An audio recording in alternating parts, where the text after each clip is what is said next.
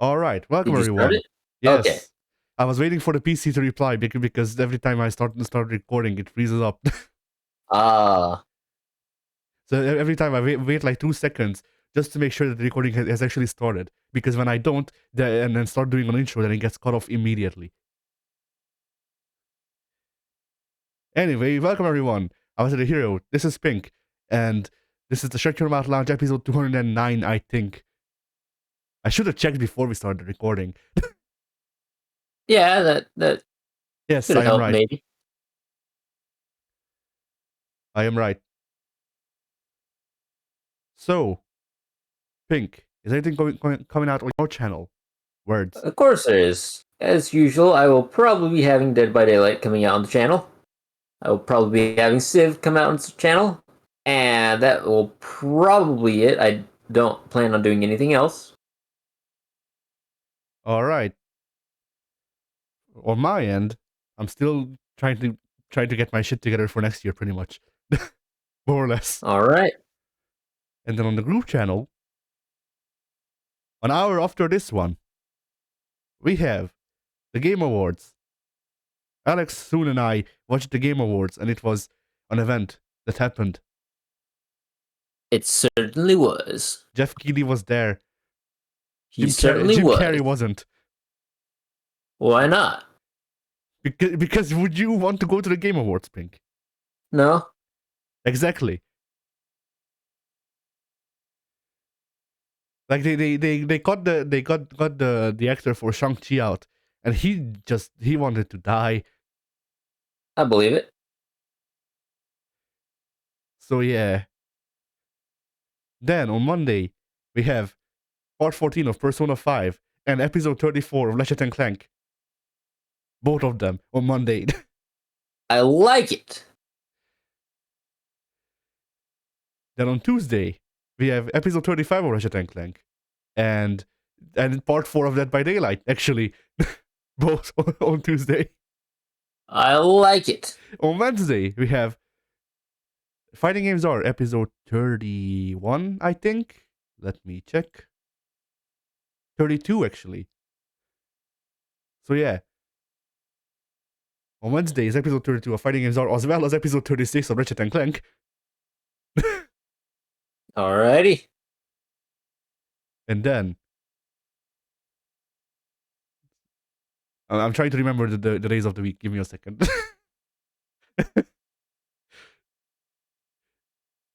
On Thursday, I think. Is that the one?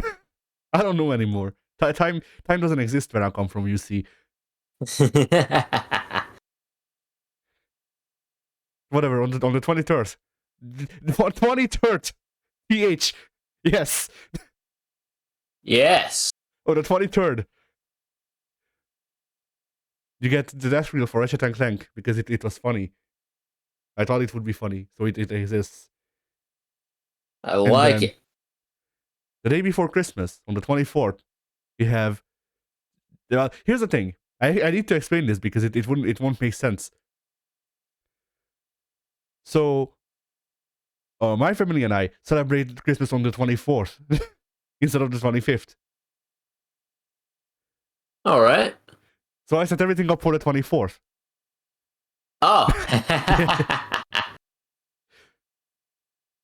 So I may need to move one of these to the 25th. In fact, I will. Maybe, but honestly, if anyone's going to actually watch anything on the holiday, well, first of all, that'd be kind of weird. I Yeah, don't true. imagine most people are watching YouTube on Christmas. But yes, so on the 24th, we have DVN compilation, which will come out on the 24th. We have a video that I guess I'll move to the 25th because it literally has Christmas in the title. And then also, the best of Ratchet and Clank. The first and only best of an actual series. No, wait, that was Silent Hill. The second. A second, but we assure you it's just as good. Yeah. And on the 25th, I guess we'll release Silent Hill 2, Christmas Boat. Which has nothing Christmassy about it, aside from it being released on Christmas. But we didn't shoot a Christmas video this year, so we had to make do. We have to make do with what we got. And nothing on the 26th or the 27th, apparently. Nice. Good scheduling. Yeah, screw those days in particular. Yeah. Oh, wait. I think that's next week now. Well, fuck it. We don't even know if we'll be able to make an Instructor Math Lounge next week, so. True. So I guess here's the rest of the year as well. We have. We have 3 episodes of Spider-Man, one after another. Not Indeed. immediately, but for following days, going from the 28th to the 30th, as well as Gartic Phone, the first part of Gartic Phone on the 28th, and then there's also a surprise on New Day's Eve Oh. or New Year's Eve, New Day's Eve. Yeah, If the they, new if they Daisy. yeah if they still title the wrestling pay-per-views after like people, then that would be a pay-per-view now.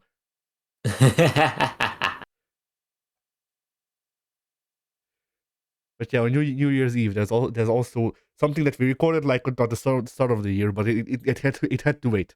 It just had to. Was yeah. So Pink, Yeah. what have you done this week? What have I done this week? Honestly, not a lot. Not a lot at all. Did you touch Tyler's I spaghetti? no. Well, actually, yeah, I kind of did because I was playing with you, or at least trying to play with you, and we never got to actually load into a match. But we did do an Yeah, because assault against bots. the, That the was spaghetti nice. the spaghetti the spaghetti code is too undercooked. Yeah, yeah. We had to put it back in the pan just a while longer. Yeah, did Smite with you. Played Agni for the first time ever. He was a lot of fun, but very squishy.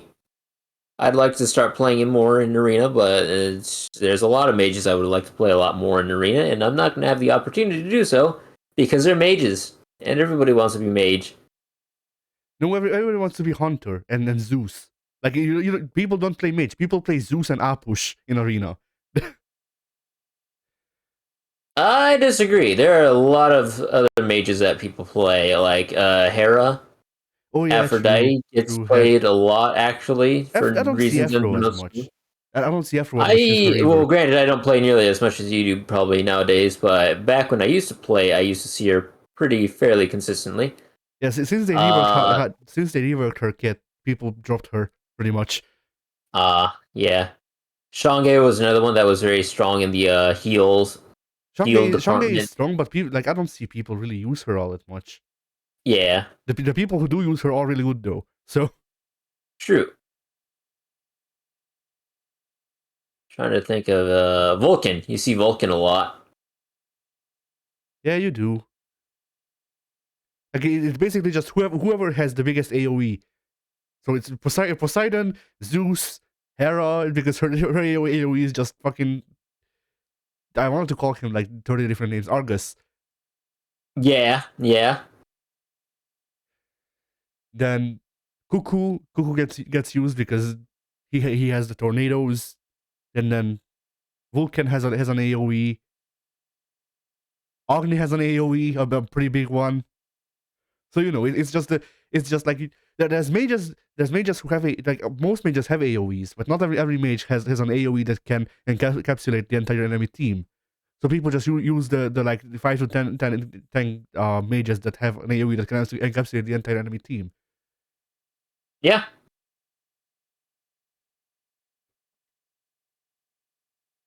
Oh, Nox. We see a lot of Nox. Oh, that's true. A lot of knocks.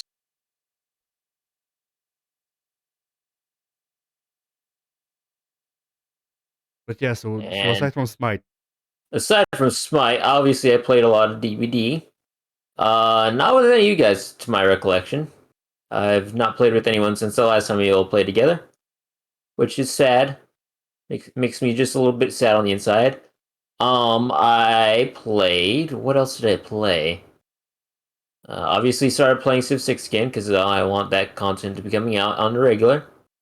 Played. There's something else on the tip of my tongue that I know I played recently that just slips my mind. Hmm. Should I check Steam? Might as well. I don't think it was on Steam though. Nope, I've not done anything on Steam to my knowledge. Um, so I watched the latest episode of Hawkeye. That All right. was Yeah. that was fantastic. I loved it. I loved every second of it. And by every second of it, I mean every second that Florence Pugh was on screen. The characters or the actor has been in the MCU for about 5 minutes now, and she's already my favorite thing about it. So, mad props to her.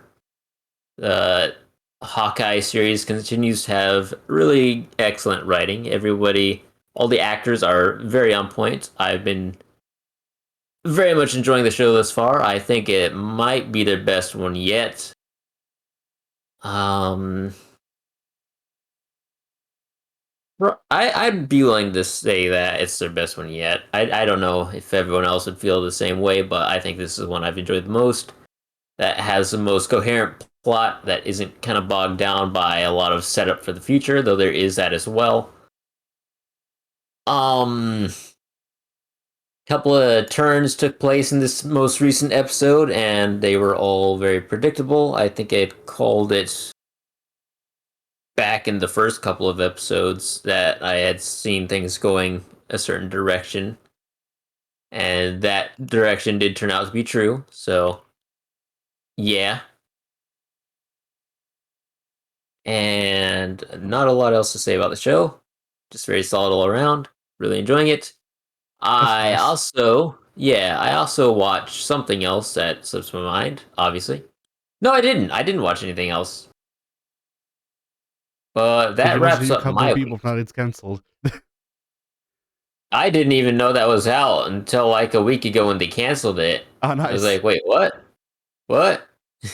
So yeah, what a tenure that had. Yep. Oh boy, that Netflix, they certainly know what they're doing. And yeesh, it lasted.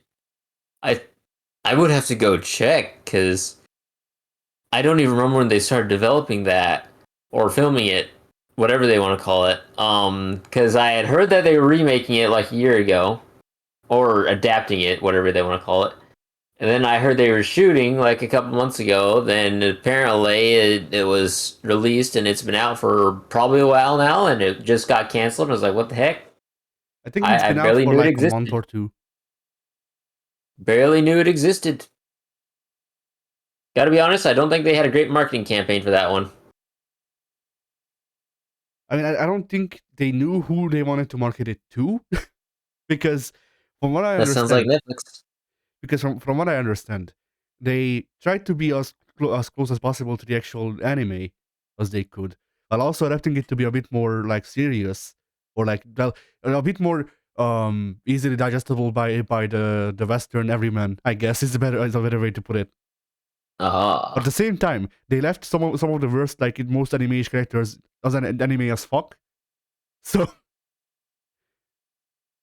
because like there's apparently a character who's like a child, and they're very hyperactive because that's how children act in anime, and they just got the person portraying them to act the same way, and it doesn't work. It's really cringy.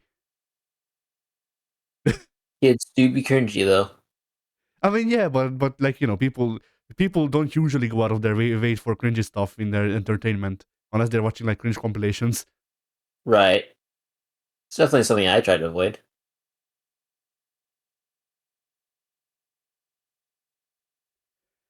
And then I don't even know like I heard a lot of opinions ranging from it was serviceable to if they didn't call it Cowboy Bebop it would have been all right to it's the devil. So It's the devil. I don't know what I think about it because like I have no means of watching it and I don't really even care. Like if I want to watch Cowboy Bebop, I'll just watch the original. Right. And then yeah, That's how I feel about most remakes, honestly. I mean sometimes remakes can have their own like flavor to them while still True. sticking close to the original. But like True. Yeah, it depends. Like it's the same thing with like cover songs. It's that like sometimes cover songs are great, like because they give the song other meaning, or like the performance is just that good and stuff like that. But a problem that a lot of cover songs run into is that like what is my reason to listen to this instead of the original, especially if the people covering it and the original are in like similar or very or the same genre. Yeah. Like for example, there's a band that I listen to called WSTR, and they have a cover of "Gives You Hell" by our American Rejects, and it's pretty much like it's like I want to say 80% the same song. So you would have no reason to listen to the WSTR cover over the original, except for mine because I'm petty and apparently the singer of All American Rejects is an asshole. So I just listen to the cover instead, Yeah. and that's a good enough reason for me. I used to hate that song way back when it first released. Now I love it. How ironic. Yeah, I mean, did it give you hell? It did. His smile on his face. Gave me so much hell that it put a smile on my face. And I mean, I'm assuming that it was also partially like overplay because I didn't even know that it was the fucking All American Rejects. I just remember this one song that was in like a Bionicle advert, and apparently they did it.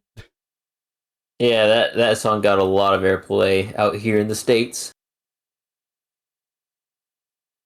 Yeah, I have a slightly different like I have slightly different memories from that just because like I live in Europe, so aside from the usual like freaking um like post grunge, I guess, or whatever was it like it was post grunge, it was emo, it was what else was like the popular like rockish genres around the mid 2000.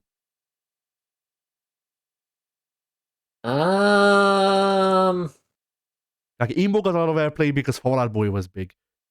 right. Were they their songs are big. They weren't really big at the time though, if I'm not mistaken. But yeah, But I was also the songs are big. I don't know if the band was big, but they definitely had songs that got played a lot. yeah, the I feel like the band didn't really get big until a couple years later, actually. But I could be very wrong about that, and I wasn't really into music at that time, so I wouldn't know anyway. To me, it felt like their what was it called? Fall Out Boy is famous for. Let me actually use the YouTube search bar up here. Just type in Fall Out Boy, see what the first result is. Fall Out Boy. It's probably This Ain't a Scene. Sugar, we're going down. That was my second guess. Yeah. Uh, this ain't a scene. It probably wouldn't have been all that mainstream because it is not very family friendly.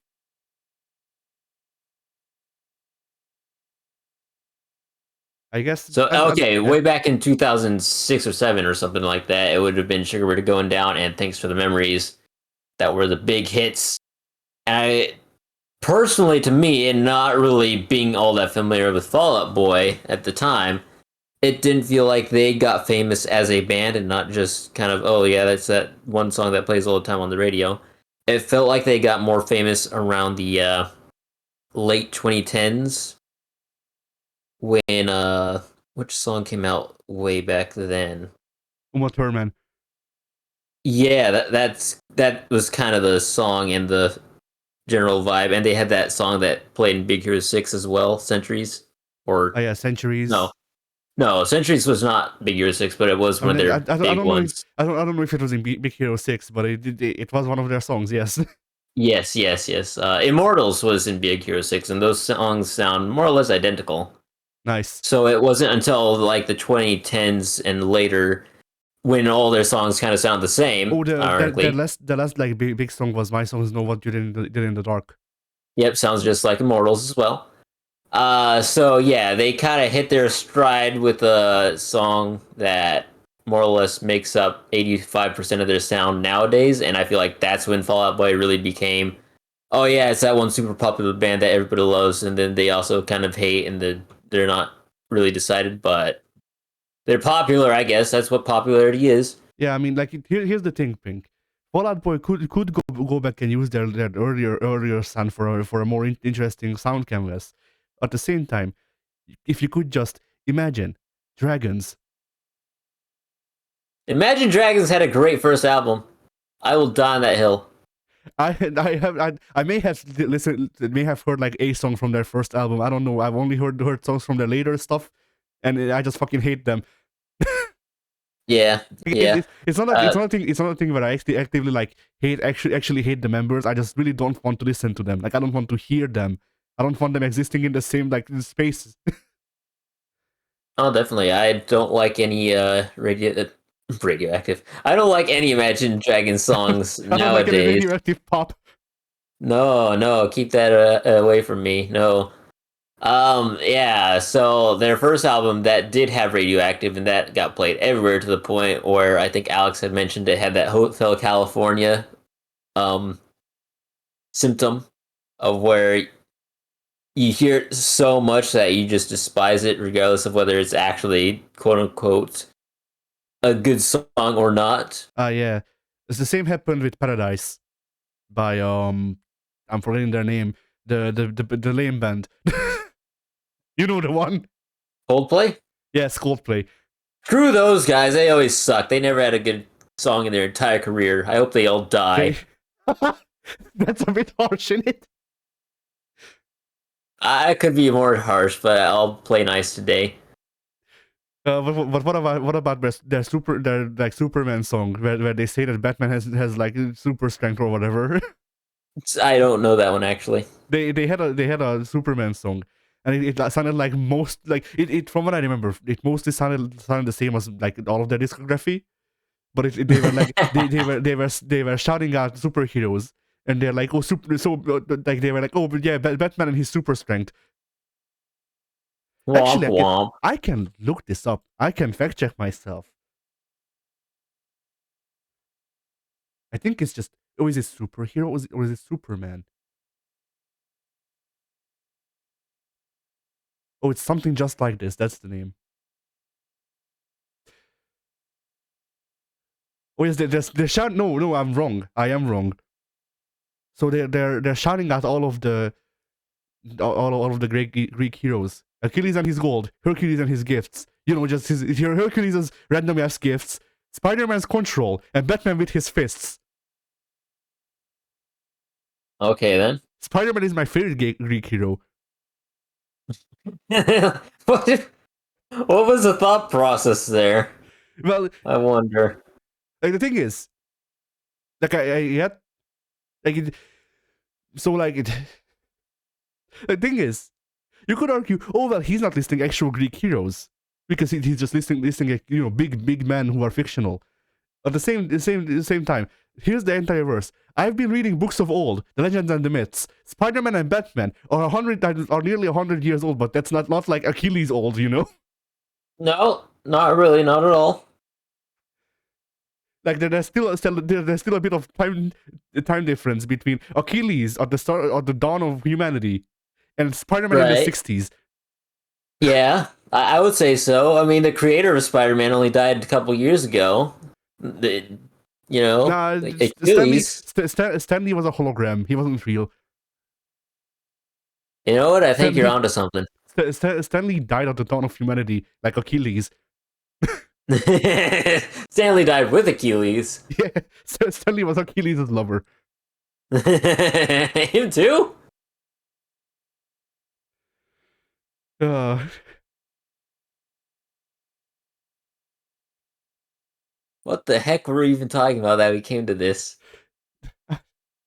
I don't know. I Cowboy don't know Bebop. either. So, what? Oh, we've derailed so far. Oh, it's great though. Yeah. Look, we just needed to find out that Batman is apparently on the level of Hercules.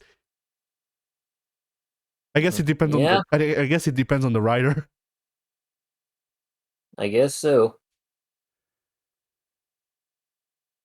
So anyway, what else did you do? Anyway, I don't think I did anything else that I can immediately remember, and I honestly probably didn't do anything anyway. All right. You? Yeah, ready to pass the baton off to you. W may join any second now. I see he is Well, online. how dare he? He missed out on the radioactive dragons. The radio pop is shorthand for radioactive pop. I It is actively melting your brain. like it. Hey, Hey, Hey! so is anything coming out on your channel, W? I'm not planning on anything. I would like to do something, but I'm just kind of stuck for ideas right now. Yeah, same. Alex, all Fallout Boys sound the same, and you can't tell me otherwise. I'm not sure I've heard more than one Fall Out Boy song. Well, if you've heard one, you've heard them all, so you're good. Discuss. Do I have the most Fallout Boy knowledge out of the three of us? I mean, I'm sort of well versed-ish in their earlier albums and their later hits, but you're probably the professional here. I They were mean, never a favorite band of mine. I liked them when I was 8, and I still listen to their earlier stuff. And then I think once the time hits like 2014, What the fuck was that? it's speed vents.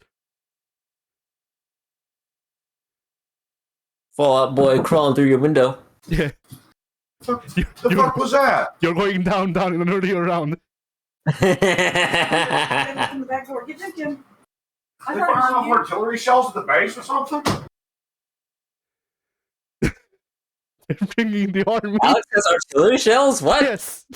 Freaking Pete Vance is attacking Alex's house with an artillery. Oh no! Hashtag pray for Alex.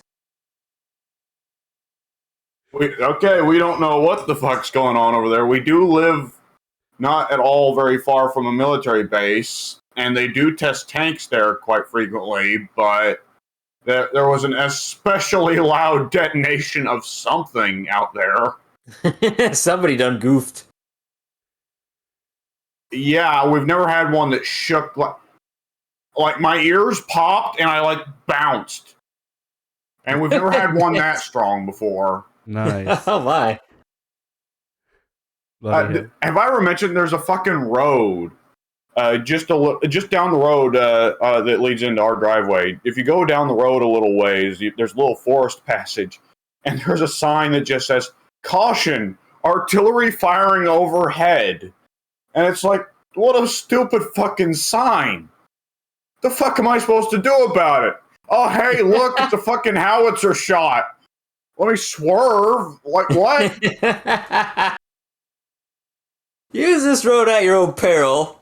If things go bad, you're kind of screwed, boy. Yeah, it's legitimately, it's just a U.S. government, like, sign there saying, if we fucking miss a shot and kill, like, a dozen civilians, it's not our fault. We are not liable for any misfortunate happenings on this road. Yeah, we have to drive over that road regularly. Oh boy, that's gotta be a blasty blast. No pun intended. You know, let's hope it's not a blast. And there's another road that, like, you see deer crossing signs all the time, right? Right. We got a road down here. It's also around the base. Instead, it's a tank crossing. Nice.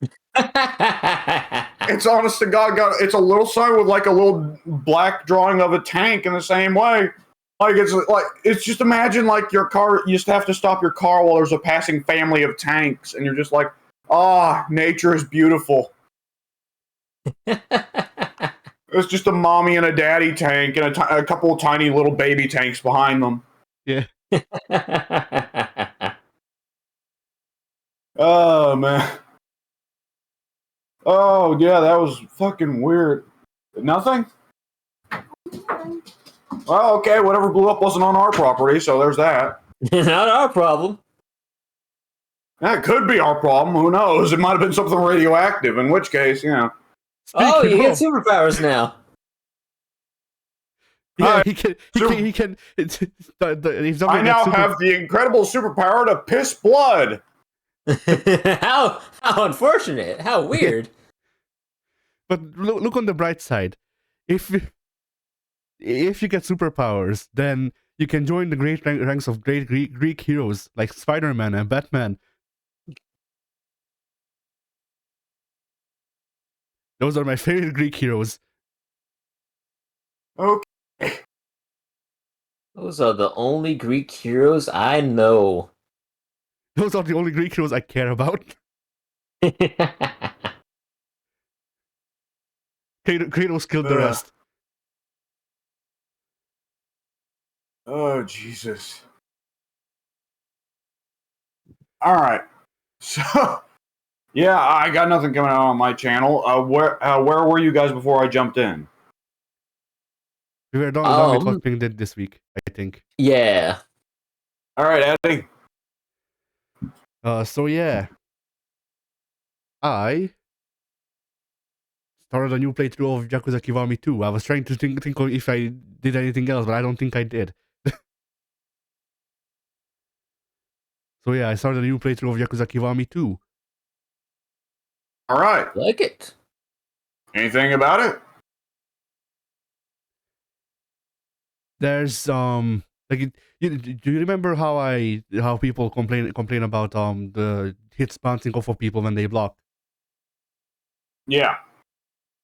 Yeah, there is still an issue, but I'm slowly learning how to play around it because they also have these charge attacks that you can do, like in beast mode in Zero, and those don't completely negate the bouncing off of people when they block the attacks, but they can usually break blocks. So it's something. Can you also throw someone who is blocking? Sometimes, if they're not grab resistant. Are all bosses grab resistant? Not all bosses, but most bosses, and also like throwing people in this game is worse because it's based on ragdolls. Right. Which, admittedly, Dragon System, it is fun to throw somebody through a window, and you can't do that in Zero, at least. Yeah, throwing people through a window is fun. Not being able to throw people because their head gets clipped on like a sidewalk is not. Yeah, I totally get that. It's just, I will say, like, the little bit of time I got with Yakuza 7, probably the best moment probably is when you, like, are fighting outside of a 7-Eleven, throw a guy through the window of the 7-Eleven, presumably causing the people inside the 7-Eleven to go, holy shit! And then the guy just runs back out of the 7-Eleven to get back into the fight. And you can just imagine the dude going through the window and he's like, sorry, excuse me, and then he just runs back out. Wait, that was a gag on Simpsons. They had a gag on Simpsons. The mafia and the Yakuza got into a fist fight outside of the Simpsons' house, right? Yeah.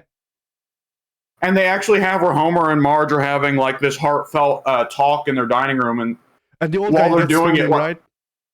I forget his name. The smallest Yakuza member gets thrown through the window, picks himself up, dusts himself off, bows to the Simpsons and says, I am sorry for the inconvenience. Then charges back out and you hear him karate kick someone.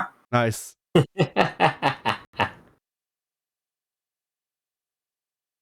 Oh, man. And I think the Yakuza, what it was the mob was protecting the Simpsons from the Yakuza because Ned Flanders' wife summoned the Yakuza on the Simpsons, which begs the question, how does Ned Flanders' wife know the Yakuza?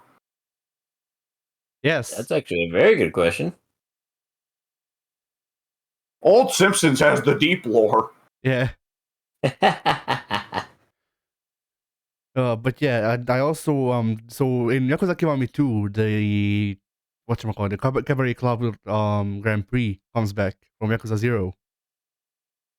So I did all of those. What? Do you not remember the Kamakura Grand Prix? Well, I remember that the Majima had that whole mechanic of him running a cabaret, but like, does Kiryu run a cabaret in Kiwami too? Oh, weird. Yeah, I can't see Kiryu doing that because Majima makes sense. Kiryu, though, he's just too awkward, you know? Yeah. They like he basically walks into the cabaret club. I forget why. and the person who worked for Majima in Zero, who is now the owner of the club. She just asked Kiryu to help, and Kiryu was like, I guess.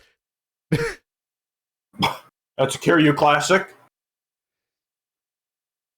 You're a strange random person off the street. I need you to help me with this one strange eccentric task. And it just happens to be Kiryu every time. Yeah. My favorite side mission in Kiwami is a guy stops Kiryu on the street, and he's like, "Hey, Kiryu, do you want to do voice acting?" And Kiryu goes, "No." And the guy goes, "If you don't do it, I'll kill myself." And Kiryu still goes, "No." So the guy basically forces him to go into voice acting. And the Kiryu has to voice act a Boys Love visual novel. Now, do I see. Do I have to explain what Boys Love means? Pink. No, you don't. Pink. Do I want to know? Am I gonna be You scarred already for life? know. Do I? No, you already know. Okay. So yeah, that was a good side mission. I liked it because they showed Kiryu's thought process, and they literally just like gave him the script and then put the microphone in front of him and made it go live. And while he's reading out the lines, he's like, "What the fuck am I getting myself into?" Yeah.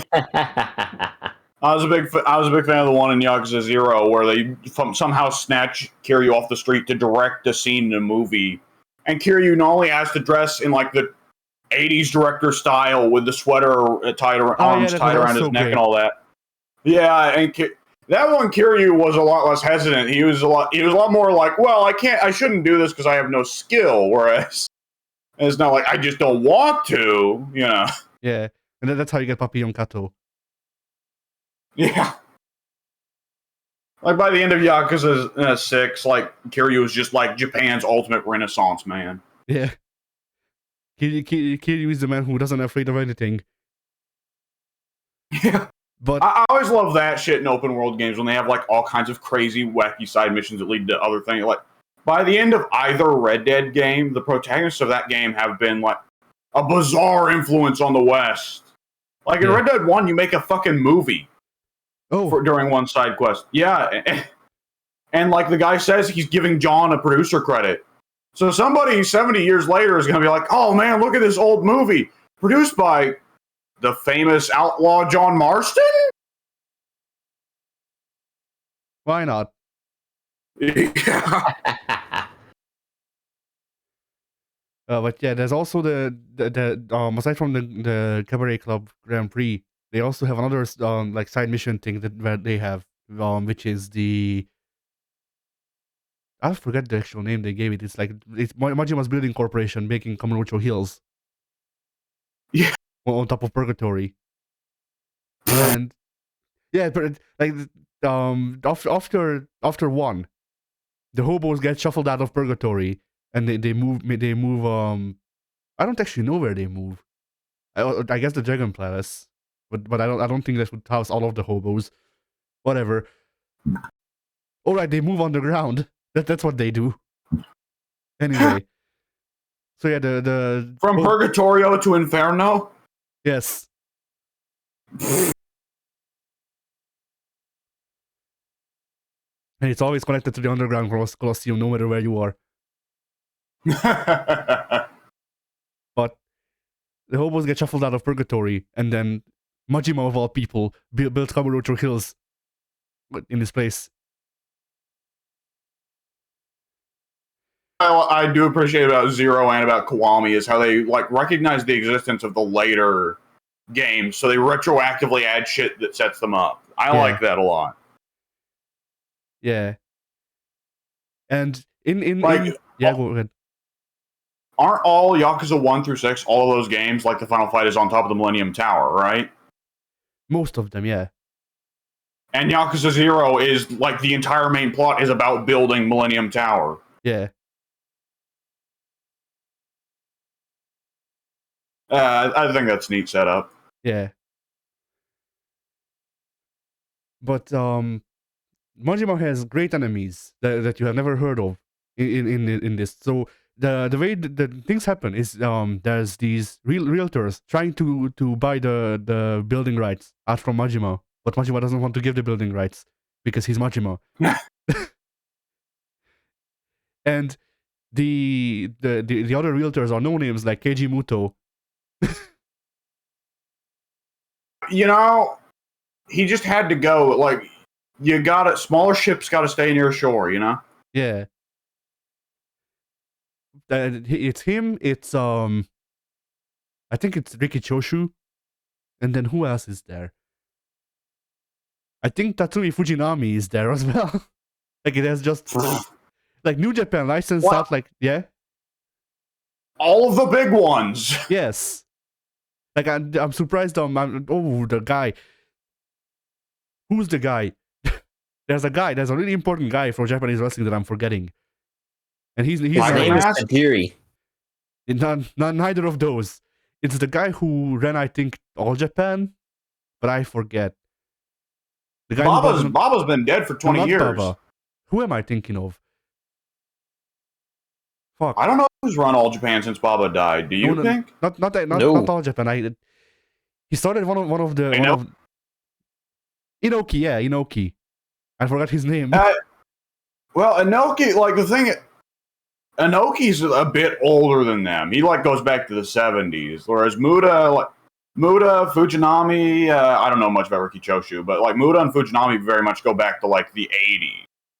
Like Muda and Fujinami's prime was against like Flair in the early 90s or thereabouts, right? Yeah. Well, not Yeah. whatever. Inoki, like, also, I wouldn't want to put Inoki in a game where the characters are supposed to be legit fighting because Inoki would just ruin Kiryu's legs and his life. I was just super surprised that out of all of the like big, because like most of the characters who are licensed from from New Japan, I actually know. Yeah. So I was surprised that he wasn't among them, because aside from Well, that, yeah, go ahead. I figure it's also got to be a little bit like Inoki's a bit more respected of a guy. Like he went on to work in the government and all that, and he's almost kind of like The Rock over there. Whereas like Muda, of course, we all love. Muda is probably the most. Would you say Muda is the most well-known Japanese wrestler in the States, except for maybe Tiger Mask? Yes, I'm willing to say that. And Muda, like for one thing, Muda and Fujinami both worked in the States for quite a while, so that's already kind of testy. Whereas Inoki never worked in the States. When Inoki beat Backlund for the WWE Championship, which of course was considered non-canon, Backlund went over to Japan, correct? Am I correct? Yep. So Inoki's a bit more traditional and a bit more respected, which isn't quite Yakuza's thing, you know? Yeah. Whereas Muda and Fujinami, they're a bit edgier. So they're a bit like, fuck it. Put me in the video game. Sure. Yeah.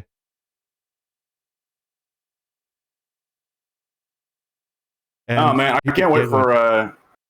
I was just saying, I can't wait to get 2K19 so I can put all those guys on the download wrestlers. Muda's got to be one of the guaranteed download creator wrestlers for every game, every year, right? I'm not alone in that, right? Yeah. Not at all. I don't know if affirmative or negative is the right answer. I always get him. I always get Muda. Yeah. He's a very distinctive presence on the roster because, like, a lot of times I won't go for wrestlers that there's already like a ready substitute. Like, there are some wrestlers who are just so similar. There's no point in getting both, right? Right. If I have $1 Million Man, I don't need JBL. Absolutely.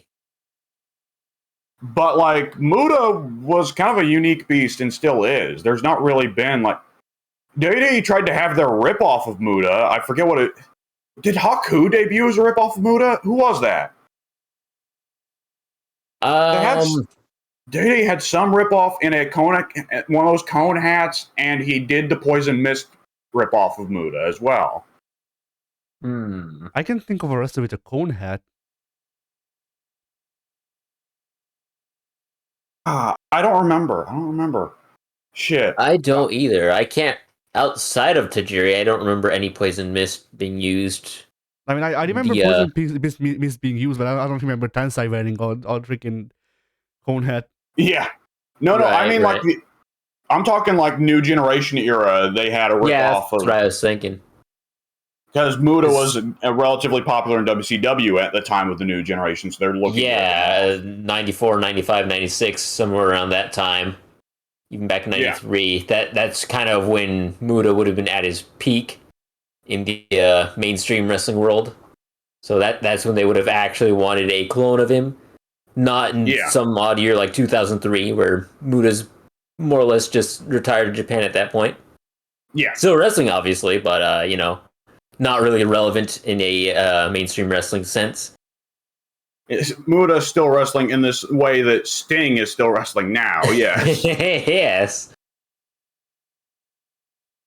Some guys just gotta know when to quit. Yep. Muda and Sting are both bad cases where it's like, at this rate, they're gonna be Terry Funk in a fucking decade. Yeah. Both of them. And they're both guys who are known for wrestling with long hair, though obviously Muda's bald now, and Sting is balding, but they're both guys who are known for wrestling in long hair with face paint. Yeah. Muda changed it up. He got a rubber mask, so he didn't have to paint his face anymore. Yeah, but I mean, when Muda did that, it almost kind of seemed like a bit of a Vader knockoff, you know? Yeah, I guess. Which, I mean, knocking off Vader in the States is probably fine because most American fans don't remember Vader or at least, well, I would say most American fans don't remember Vader at least as much as Japanese fans would, you know? Yeah. Yeah. Vader never had the success he had over in Japan, out here in the States. The most famous thing Vader did in the States was lose to Ron Simmons. Yeah. Vader lost to everybody in the States. Yeah. He at least got to hold the world championship once or twice in WCW, but Vince doesn't like big guys. Vince doesn't like fat guys, so he was never able to hold the WWE championship. Yeah. And I mean, like, when the one time he did it in WCW, it was just because of Bill Watts, his long-running thing of put the title on a monster heel, then drop it to a black underdog babyface. Right. Which how many times has Bill Watts done that it's now known as his thing? Because I'm not that much of a Bill Watts expert, but I do know that's considered the Bill Watts method: is monster heel, black underdog babyface. Every company he books, and it's like so bizarrely specific, you know. Well, it worked back then, or would have had to work. That was a very classic story for the time. Well, yeah, of course. Like that story built Ron Simmons' career. Yeah. It was off that Ron Simmons was pretty well able to coast through WWE, despite the fact they never really did anything with him. Poor soul. Yeah. Long list of talented black wrestlers who just kind of did nothing in WWE. Indeed. I was going to say, man, if I were Ron Simmons, I'd be pissed at Ahmed Johnson. But then come to think of it, Ron Simmons was pretty pissed at Ahmed Johnson. So. Yeah. Indeed. Fucking rip.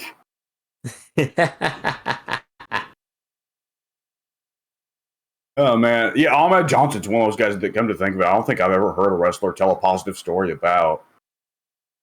This is true. Yeah. Like, how many other wrestlers are there that are like that kind of unpopular, where it's just like nobody has anything nice to say about them? Oh man, there's got to be at least a few that are obvious that don't come to mind right now. The statistics would be fudged a little bit, though, by guys like Kevin Nash or Mick Foley, who don't really have anything mean to say about anybody. True. Like, Nash has several guys Isn't there that he fucked somebody over that Mick Foley despises, though? Foley, my understanding is that Foley's nowadays actually getting kind of sick of the way WWE books younger wrestlers, so he might have something to say about I don't blame him in that regard. Well, yeah. But, like, the only people I can remember Nash saying any crosswords about are people who aren't involved on screen, like him saying he hated some ESPN interviewer chick or something like that. Right.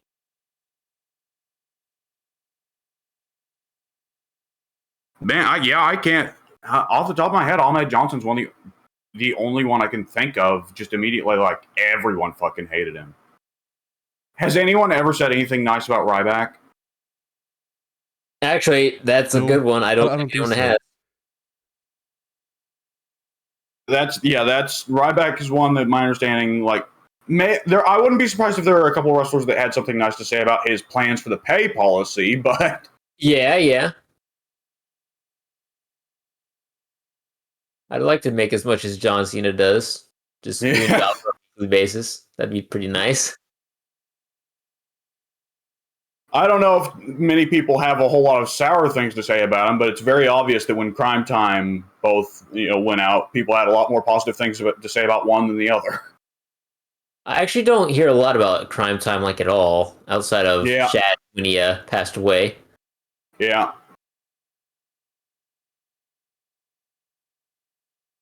Oh man, I haven't been paying attention. Kind of falls into that same category as Ahmed and Ryback, where he was a really large dude that got pushed a lot further than he should have, very, very much quicker than he should have. And I hear nothing positive about him. Who'd you say? Ezekiel Jackson.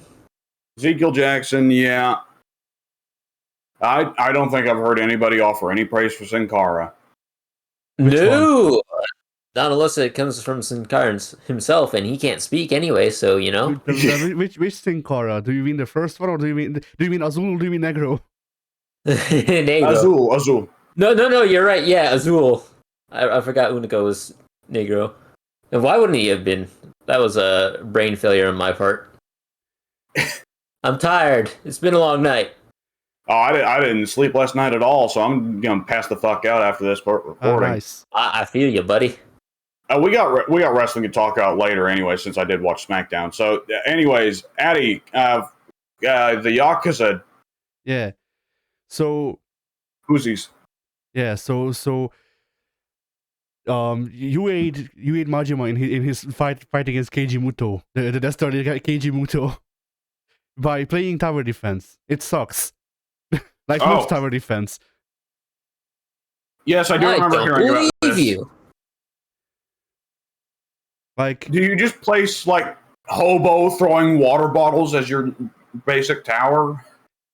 No, you get these units. There's certain unit, or there's different unit types. You get characters either from basically a raffle out of Majima's workers that you can pay to get characters from, or you get characters for going through the story or doing sub stories. And yeah. Oh, I guess it's not a raffle from Majima's workers, because some of them are like no name, just made up characters for the workers, and then there's also like Kazuchika Okada and freaking the other one. I'm forgetting his name. It starts with an N. Oh bloody hell! Are you looking? Yeah. Are you looking for like modern younger wrestlers that are running around?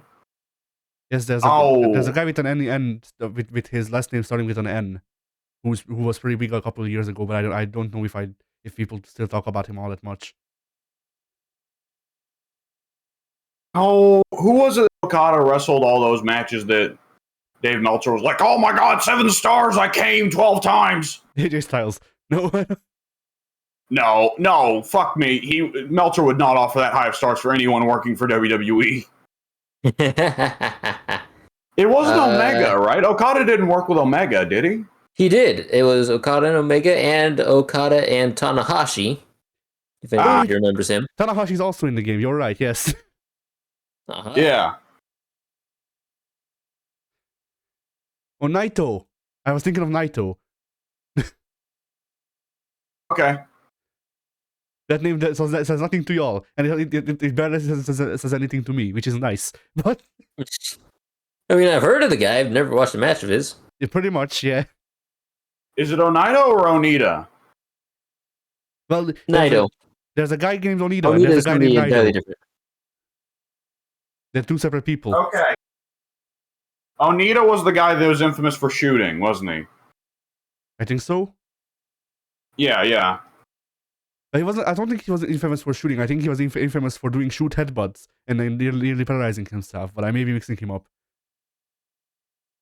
Well, I think Onita was one of the guys who founded that, like, UWF or whatever. They're supposed to be like shoot fighting pro wrestling mixed. And shit. Inoki's dream. Yeah. And he did those matches with Tiger Mask after Tiger Mask took off the mask and got kind of fat. Nice. All right. Anyways, continue. So yeah. So you do the tower defense. There's people who can shoot. There's people who do melee attacks. There's people who there's people who do different versions of melee attacks, I suppose. Because like there's people who are like bruisers. There's people who are tanks. There's people who are just pure melee attackers. Doesn't really make a difference overall. Like it's mostly just these people are supposed to have more health. These people are supposed to have to do more damage. These people have a gun. And those are your classes. I see. And you have to like order people around like an RTS or on the field to attack groups of people.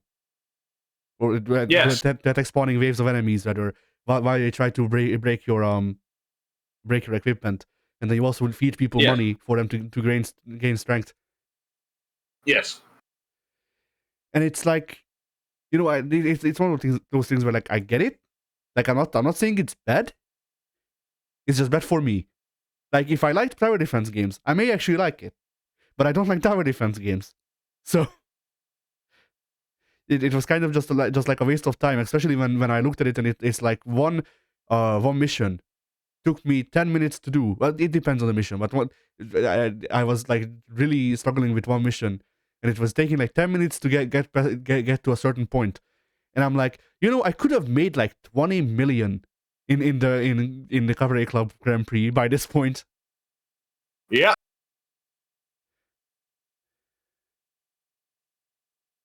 So yeah, that was certainly an experience, but it did remind me of this one part that I don't know if you reached W, but there's this one part in Yakuza 0 where Majima becomes a Joker. It's really weird. No.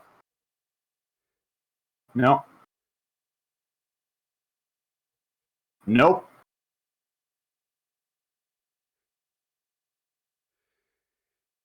Yeah, that was a weird time, wasn't it? Nope. I figured you just tell me to fuck off. You fished that up somewhere on the internet, didn't you? No, I made that. It took me a whole 30 minutes. The suit is what tipped me off the fact that's not a thing in game. Yeah, like I could accept the makeup and the hair dye, but it's the suit changing colors that I'm like, okay, Addy made this or found this. I'm surprised it's not the fact that the suit is made of like very visible pixels, because trying to dye a black suit vibrant colors is a bad time. I would just figure that's what's it called? Compression or whatever. Yeah. You know. Yeah. I mean, I thought either that would tip you off for the fact that it's the freaking the Joaquin Phoenix Joker makeup, which wasn't out by the time Yakuza 0 released. I figured that would have just been a coincidence because Joaquin Phoenix's Joker, like they 100% went for the most generic clown makeup possible. I suppose. Because they wanted you to forget it was a comic book movie. Yeah. Oh man, anything else? So yeah. Aside from that, I also worked on a couple of thumbnails, and I guess I'll send you them for approval. I don't know. Here's probably the worst one. So there's a video coming out in 2 weeks. The video that closes out the year. I remade that thing's thumbnail because I didn't like it. I don't know how I feel about this one either, but hey. So fun story. Yeah, go ahead. It's pretty good. Thanks. So fun story. This started out as like a freaking a view from the sky up of a Shoryuken, and then I realized that I don't know how to draw a Shoryuken in that like freaking in that view. So I just made it a backhand instead. That's easier. Understandable.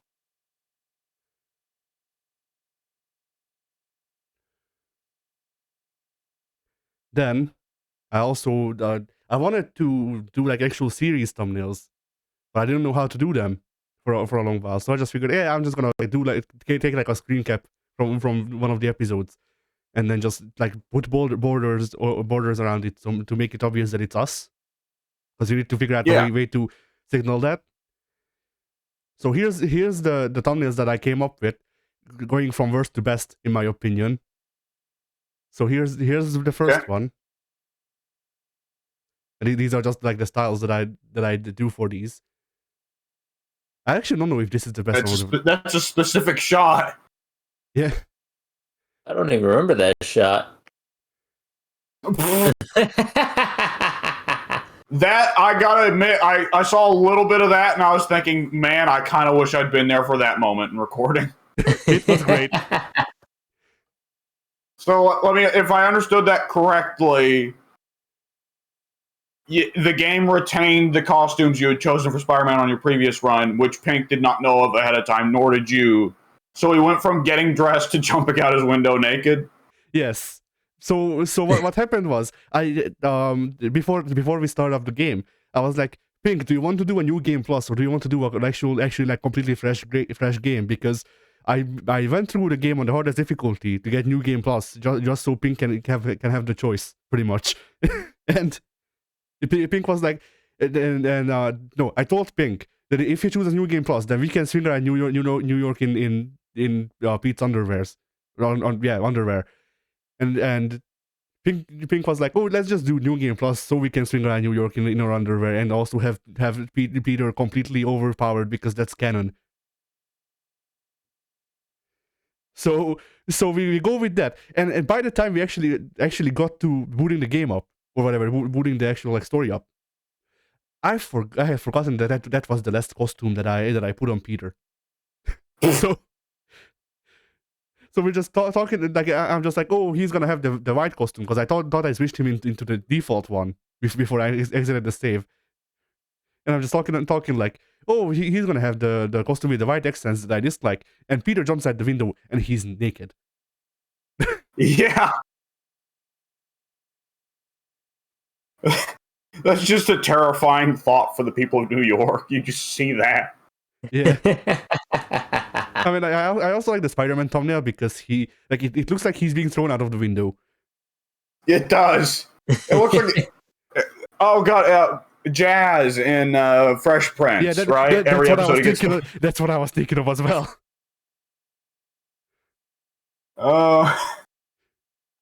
And I made the Dead by the thumbnail specifically for Mike. I like it. That one's also good, yes. Yeah, with Persona, I didn't know what to do because there was a funny moment that I could have made it. Yeah. But yeah, for the Persona one, like, there was a funny moment that I could have made it, but it wasn't visual, I guess, is the best way. Like, no, it was visual, but like, it would be hard to convey for a thumbnail. Because like, let me see if I can get that picture up. It's not there. It's here. Because I thought about making the thumbnail for the Persona one. This. Why did it not send? There we go. But like, the funny thing here requires reading, which you wouldn't be able to do on a thumbnail because it's very small. So yeah, true. I like the music note implies the like he goes from speaking regularly. So you're pussy. Yeah.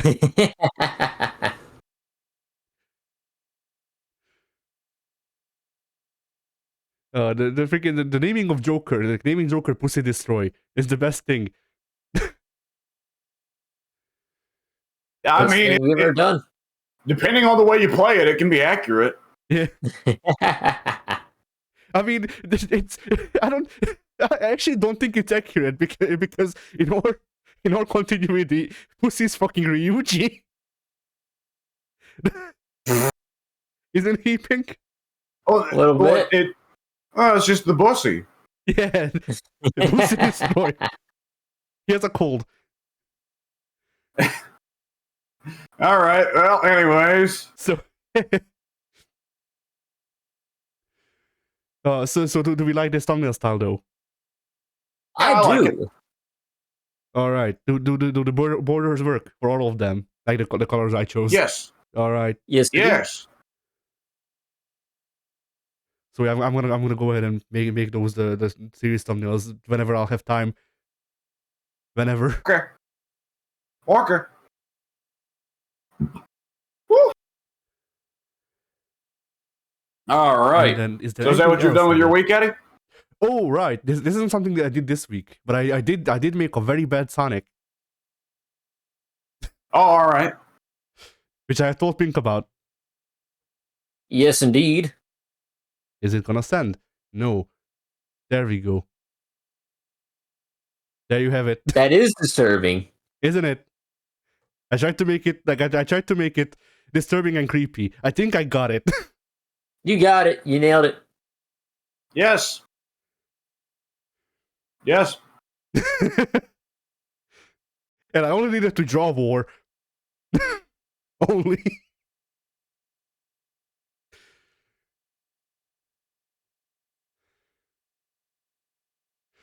Anyway. Did I do anything else?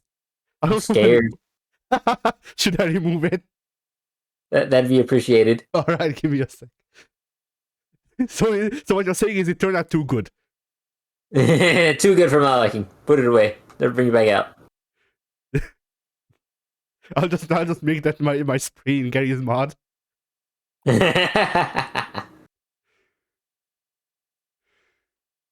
Did I do anything else? I don't think so.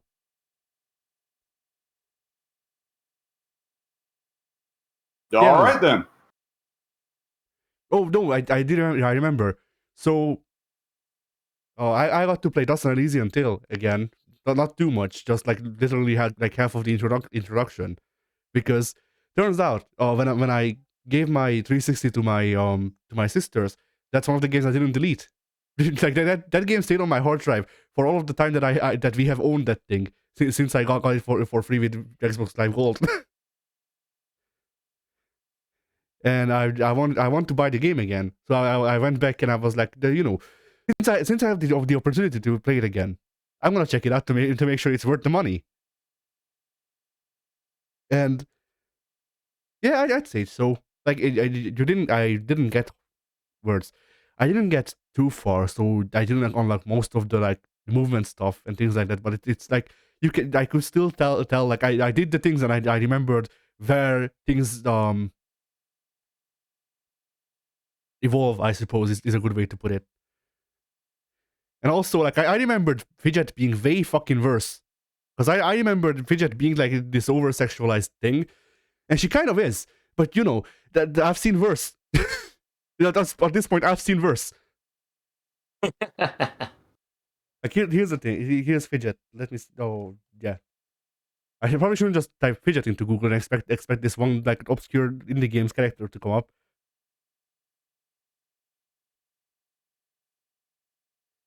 Wait, is it tail with an eye?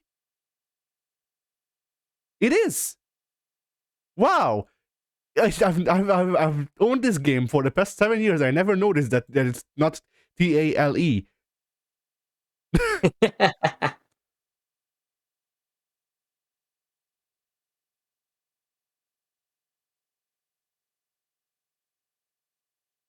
Well, that is Oh, nice. cat food. We should play Silent Hill 3 at some point, Addy. I mean, if my Xbox worked, we already would have. Yes. Yes, I am not surprised. So I wrote Dustin. Just wrote Dustin Elysian Tale Fidget into Google and porn. Porn, I see. So Pink. So yes. Because I assume if we do a playthrough for the channel, which I brought up as a possibility before. Like I'm assuming it would be just the two of us, because I don't think Davia would be able to stomach the freaking the sheer quality of the writing of Dust and Elysian Tale. But this is Fairy Tinkerbell, also known as Fidget. She is Navi, kind of, but she's actually useful. That's cool. But yeah, I remembered her being way more sexualized, so I'm actually kind of glad that she's not. Yeah. Yeah. Yeah, I'm not gonna lie. I was expecting something a lot worse than that. Yeah. Yeah, this character is, from what I remember, the most sexual. What the hell? Okay, it's fan art. I was like, why is Bridget wearing Bridget's outfit? That's a weird crossover anyway, but like... But yeah.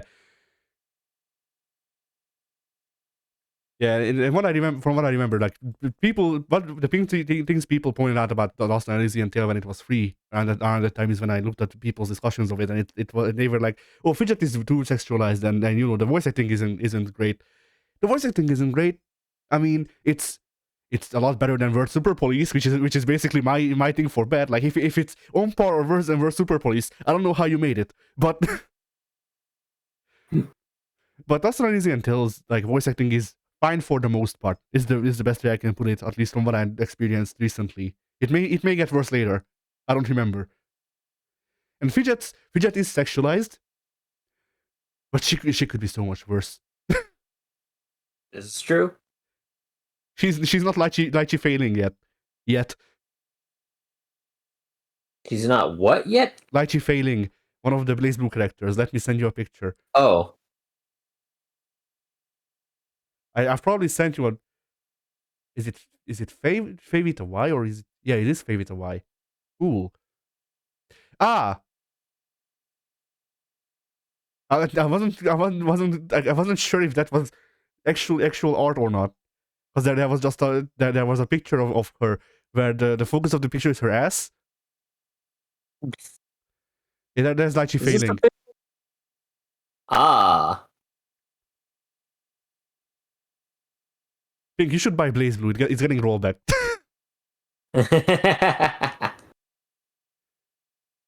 You can play Lychee. I'm definitely tempted. I mean, there are like 3 or 4 characters like designed like this. So you may find. Why are there more though? I mean, there's 3 or 4 that I remember. You have to consider. Like it's her. It's 9. It's Makoto. Like, I guess I've already sent you a picture of 9, but I guess I'll send another.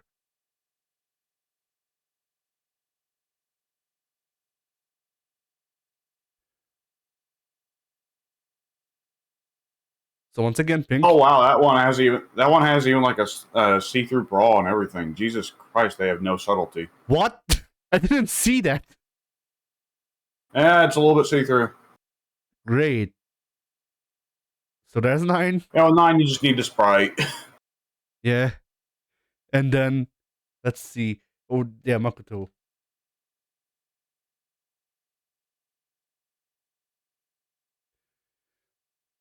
And this is like, I don't know if this is the worst one or not. Like I can't tell anymore. But here's Makoto Nanaya, Pink. Is this? No, this link is too long. It won't work. Shit. I like how there's a bus. Too long.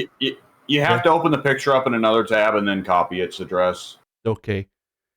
I like how there's a bus. Google. I like how there's a bust drawing of Makoto, and it's not like it's not a traditional bust drawing of where you know it like ends around, or you know, it's not like the statue bust.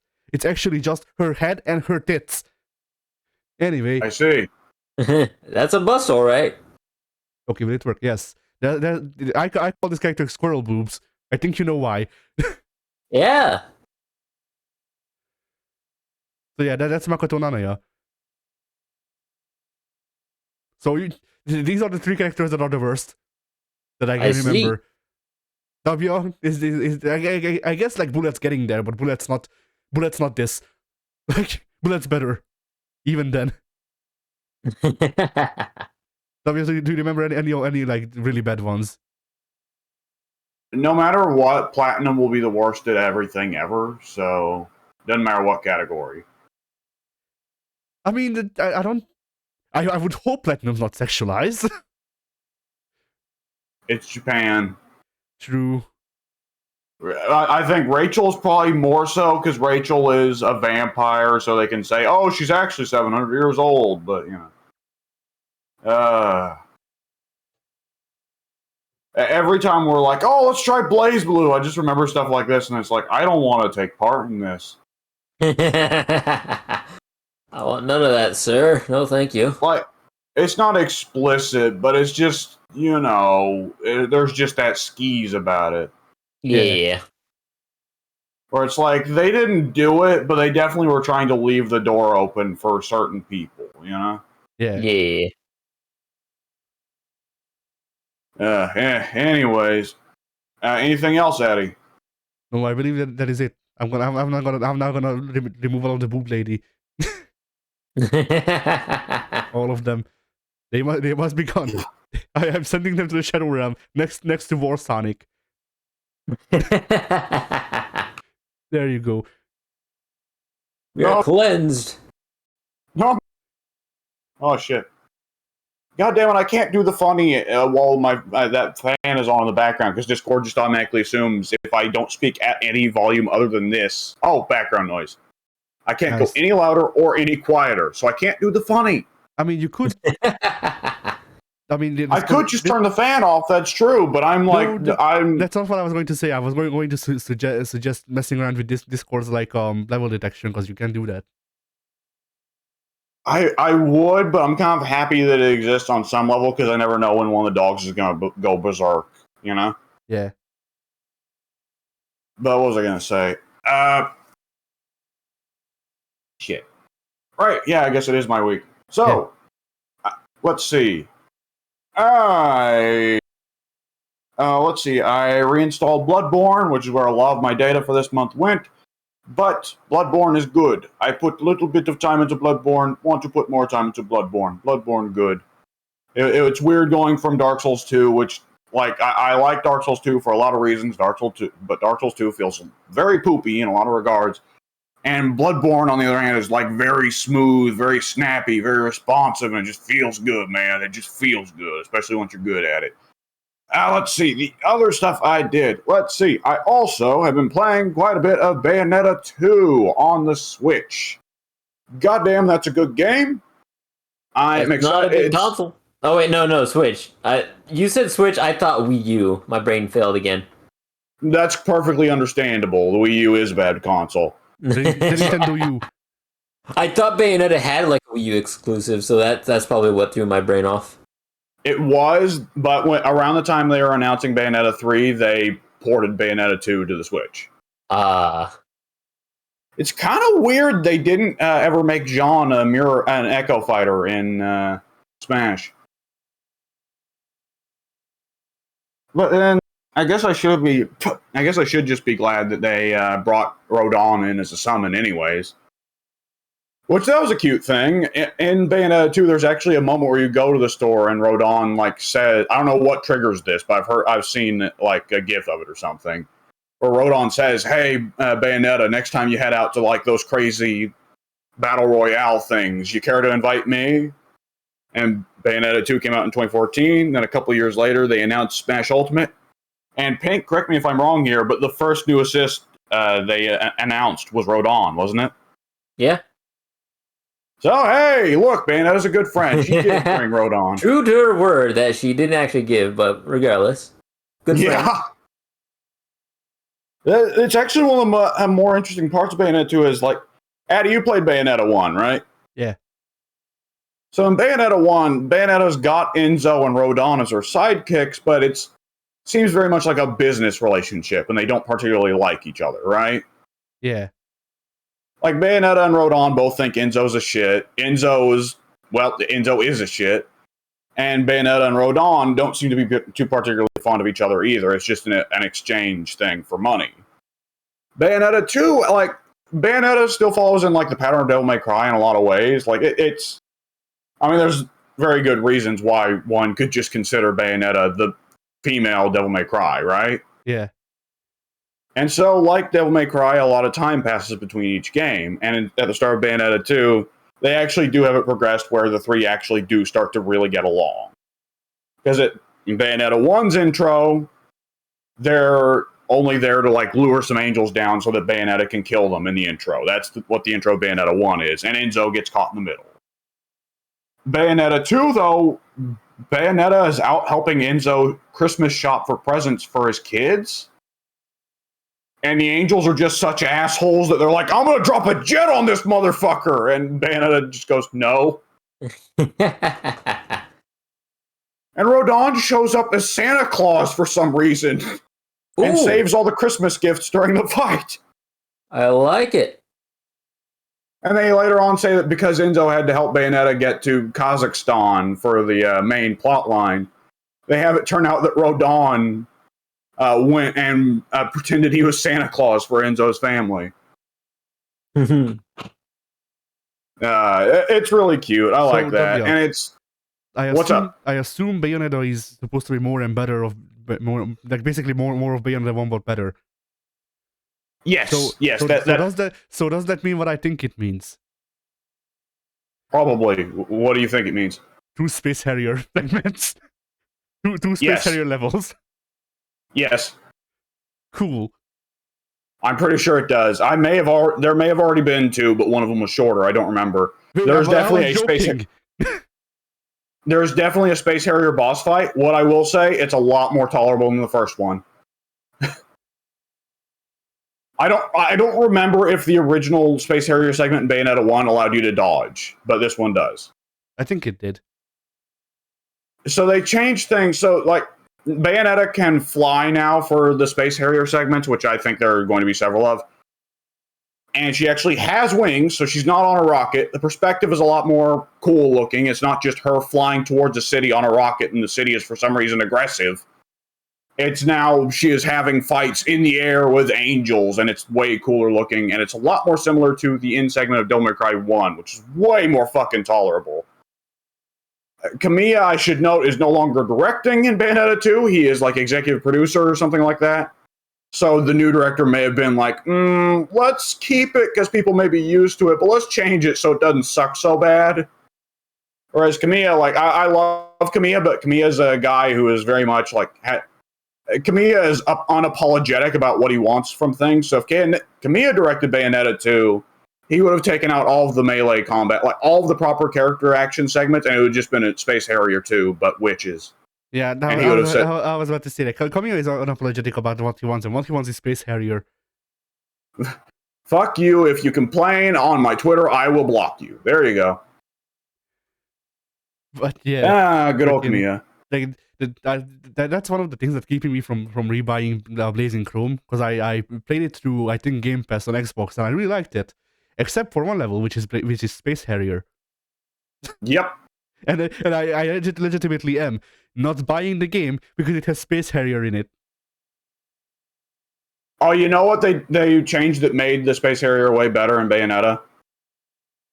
What did they change? I mean, she isn't just limited to the gun anymore. If you input her melee combos, she'll still do them. And the Wicked Weaves, you'll remember, track enemies, regardless of distance. Yeah.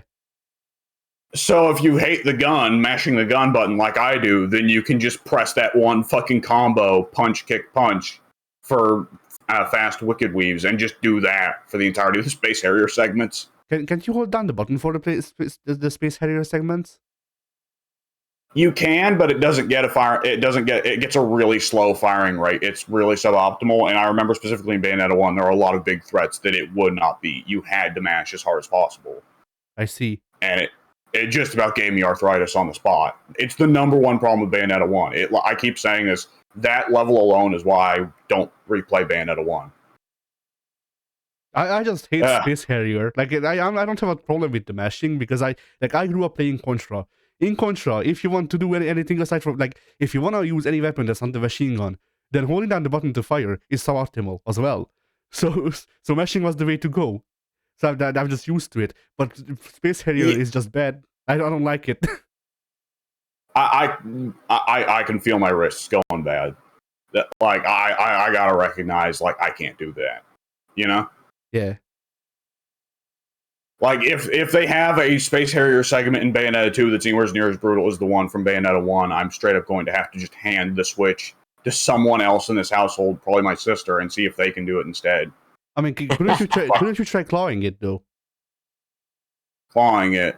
I guess I could. Yeah, it'd be a real weird way of doing it. I mean, I've switched to how I mesh. Like, it depends. Like, I've switched to how I mesh when if I don't need to input directions for the meshing, then I just like grab one half of the controller and just use two thumbs and move the controller between the two of them instead of moving the actual thumbs, which works. Well, you know, Bayonetta is 100% going to have it where you have to be moving and shooting and dodging at the same time. Yeah, that's why I suggested the claw, because you may be able to do it. It will be weird, but you may be able to do a similar thing with the claw. Yeah. Anyways, to get back to it, yeah, it's Bayonetta, but more. I'm excited to, like, Devil May Cry. One of the things with Devil May Cry always is, like, when you beat the game, the real game has begun. And Bayonetta seems like it's along the same lines, which is why it feels like I didn't really get to play Bayonetta 1, because I finished the story, but did not go back to replay it at all. I'm excited to try that with Bayonetta 2. Oh, thank you. I'm excited to try that with Bayonetta 2. Not only because I found out about some of the unlockables in Bayonetta 1 and just how crazy Bayonetta 1 gets. Like, after finishing Bayonetta 1 and reading more about Bayonetta 1 and seeing videos of Bayonetta 1, it's like, oh shit, I was not appreciating that game at all. And Bayonetta 2, I can have more appreciation of it, but also finding out about the unlockables, like Jean, right? Yeah. Because Jean plays very differently. And Bayonetta 2 bumps it up to there being two extra characters. You can also not only unlock Jean, but if you beat the game every level on hard, you can also play as Bayonetta's mom, who I think is also supposed to be played different. Ah. And then if you beat all the characters on the hardest difficulty, you unlock Dante from the Devil May Cry series. Kamiya still says he wants to do a Dante Bayonetta, like, proper crossover. Like, he says he regrets letting them use Bayonetta in Project X Zone, because technically that was the first Devil May Cry Bayonetta crossover, and Kamiya thinks he should have been in charge of that. Which I don't blame him. They are both his kids, though Dante's grown a lot without him. Yeah. What was I going to say? And the crazier thing is, Bayonetta 2 has multiplayer. Oh. Yeah. And in that multiplayer, you can not only play as Bayonetta, Jean, and Rosa, you can also play as Baldur, bizarrely, right? Yeah. Even though he fucking died at the end of the first game, and Rodin. And I gotta say, like, I'm finishing the story mode, but goddamn, I want to try that just to play as Rodin and Baldur. Because that just both of those sound interesting, you know? Yeah. Because, I mean, when you play Bayonetta 1 and you have that final boss fight against Baldur does not seem like the kind of boss who could easily be converted into being a playable character, you know? Yeah. Yeah, man. Anyways, yeah, that's Bayonetta 2. Hopefully I didn't bore Pink to death with that. Nope. Something that's a bit more on Pink's level. I did play a bit of Gladius with Soon. Pink, Soon wants you in on that ASAP. I don't know, like, when you're available next that he is also available for, because my understanding is the both of you kind of have opposite schedules, correct? Right. So it looks like Soon's actually playing it right now. So whenever we get this done, you may want to go play Gladius with him. I won't be able to join because I need to fucking sleep and also use up the rest of my data because today's the last day of the billing cycle on my phone. But Gladius is a lot of fun. It's fun playing it with another person, though we didn't set up teams on accident. So we kept having this weird problem where I was, like, trying to help Soon deal with various issues, but, like, he kept going in to attack the Tyranid base, and my mechs that I had left outside the Tyranid base to block them in kept shooting at his orcs as they passed through, and I had to every time go like, oh, shit. You know, when you said Gladius, for a second I thought you were talking about the old shoot 'em up from the SNES. I do not blame you for that. It is confusing. Gladius is not a name that inherently says to you, "Oh, Warhammer." Right. Oh man, but that game is a lot of fun. It was neat. He was playing pretty well for the first time because he'd pretty well only put in like 1 or 2 turns before, and he was playing orcs and I was playing Imperial Guard, and it was funny the difference there because Imperial Guard is like the one faction there, except maybe Chaos, who has to play to wherever they spawn, and wherever you spawn dictates a lot of the strategy you use going forward. A bit like Civ, though, unlike Civ, you aren't fucked with certain start positions, right? Because with Civ, if you start in the middle of the desert and you're not melee, then it's like, oh, I'll get fucked, right? Yep. Like, with Gladius, you start in the middle of the desert, it's like, well, guess I'm building lots of power plants. Yep. But there are benefits to having lots of power plants. So it's a little bit, it's nice in its own ways. Whereas, like, soon playing the orcs can do, most of the things. But orcs also just have the ability to grow food anywhere because they just leave mushrooms behind, the fucking assholes. And that map was just covered in orc mushrooms, and it was so confusing. It's like this plant's already had an orc infestation. Soon it's just the second fucking generation. Gladius is a lot of fun. We gotta play it sometime. Let's see. I did play some other things on PC. Let's see. The last DLC for Total War Troy released, Memnon and Rhesus. Which, Pink, you know those, right? The peanut butter cups? Yes, I'm very fond. Yes. The final ally of Troy has arrived to lift the siege, the Reese's Peanut Butter Cups. So this is the one that a lot of people are really excited for because, for one thing, like, the game for a while now has had more on the Greek side than on the Trojan side. The Trojans were pretty well left with Hector, Paris, Aeneas, and Sarpedon. And Aeneas is famous for the Roman stories and all that, but not much beyond that. And, like, Pink, you're the, like, leading Greek mythology expert here. Do you know who Sarpedon is?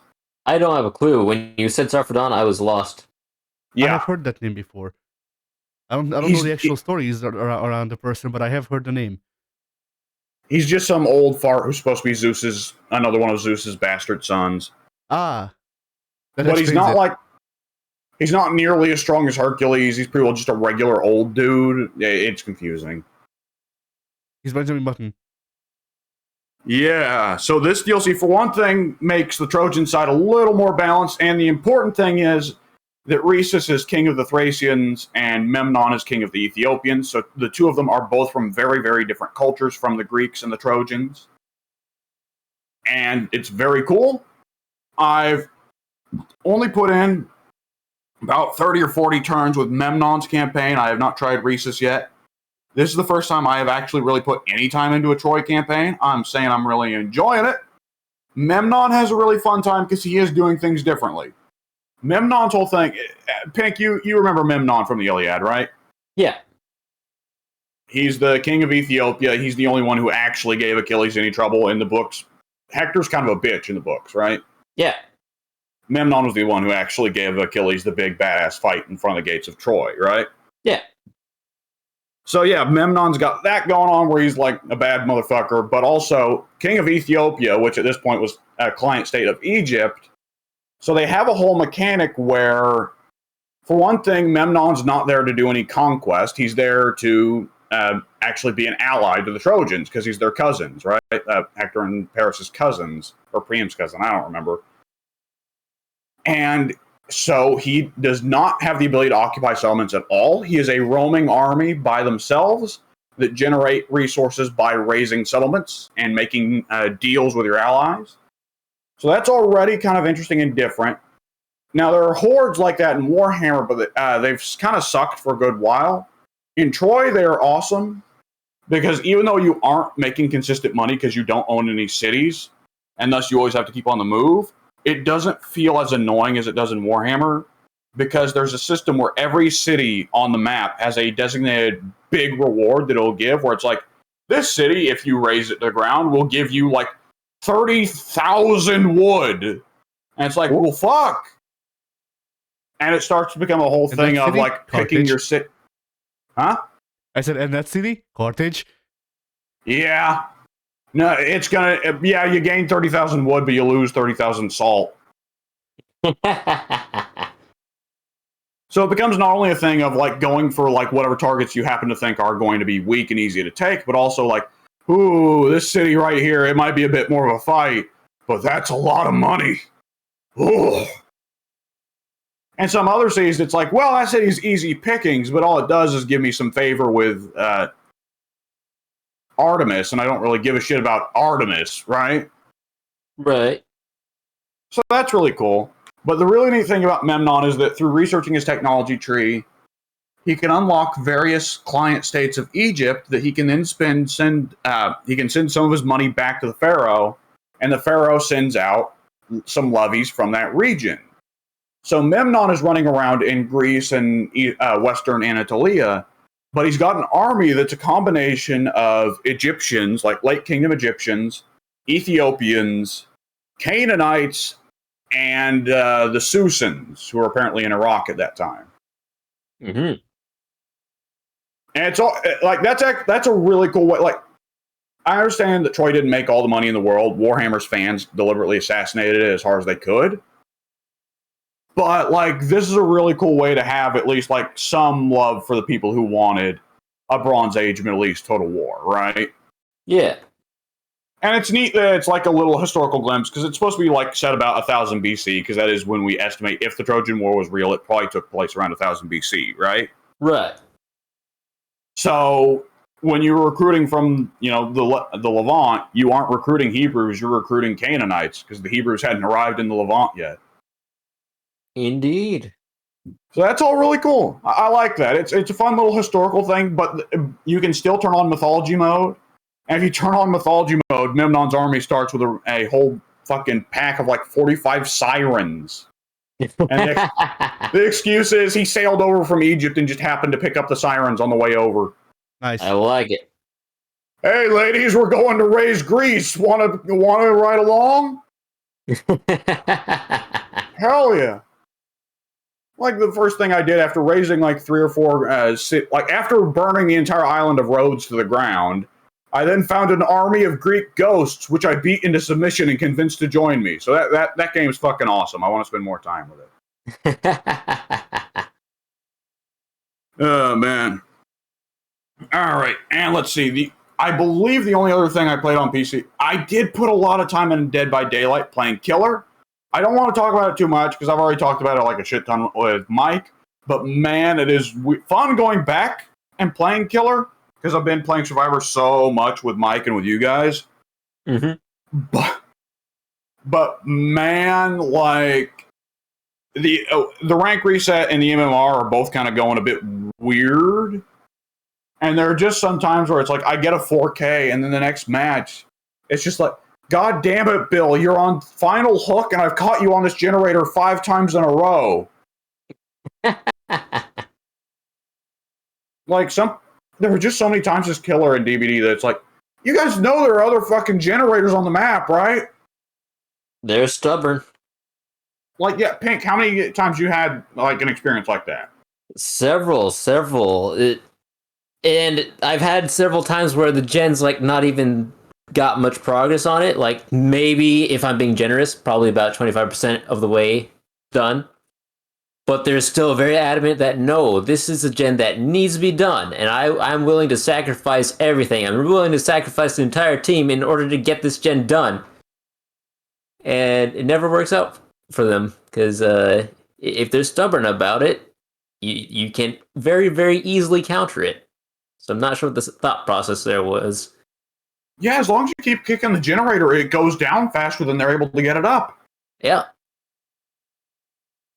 But playing Deathslinger is a good bit of fun. I'm switching it out a little bit. I played Deathslinger, got him up to level 15. Now I'm playing Demo for a little bit. Nice. The thing about Deathslinger that a lot of people forget, including me, is that if he poons a survivor who's at max health, that is inherently an injury, regardless of whether or not he's able to reel them in for the hit. Very true. Yeah. So even if they're on the other side of like a barricade or a drop pallet, you should still poon them just to get the injury. Mm-hmm. And my God, so many players do not know about the bleeding system. Yes. Yes. I've noticed. Like you play Legion. You play Legion, right? Yep.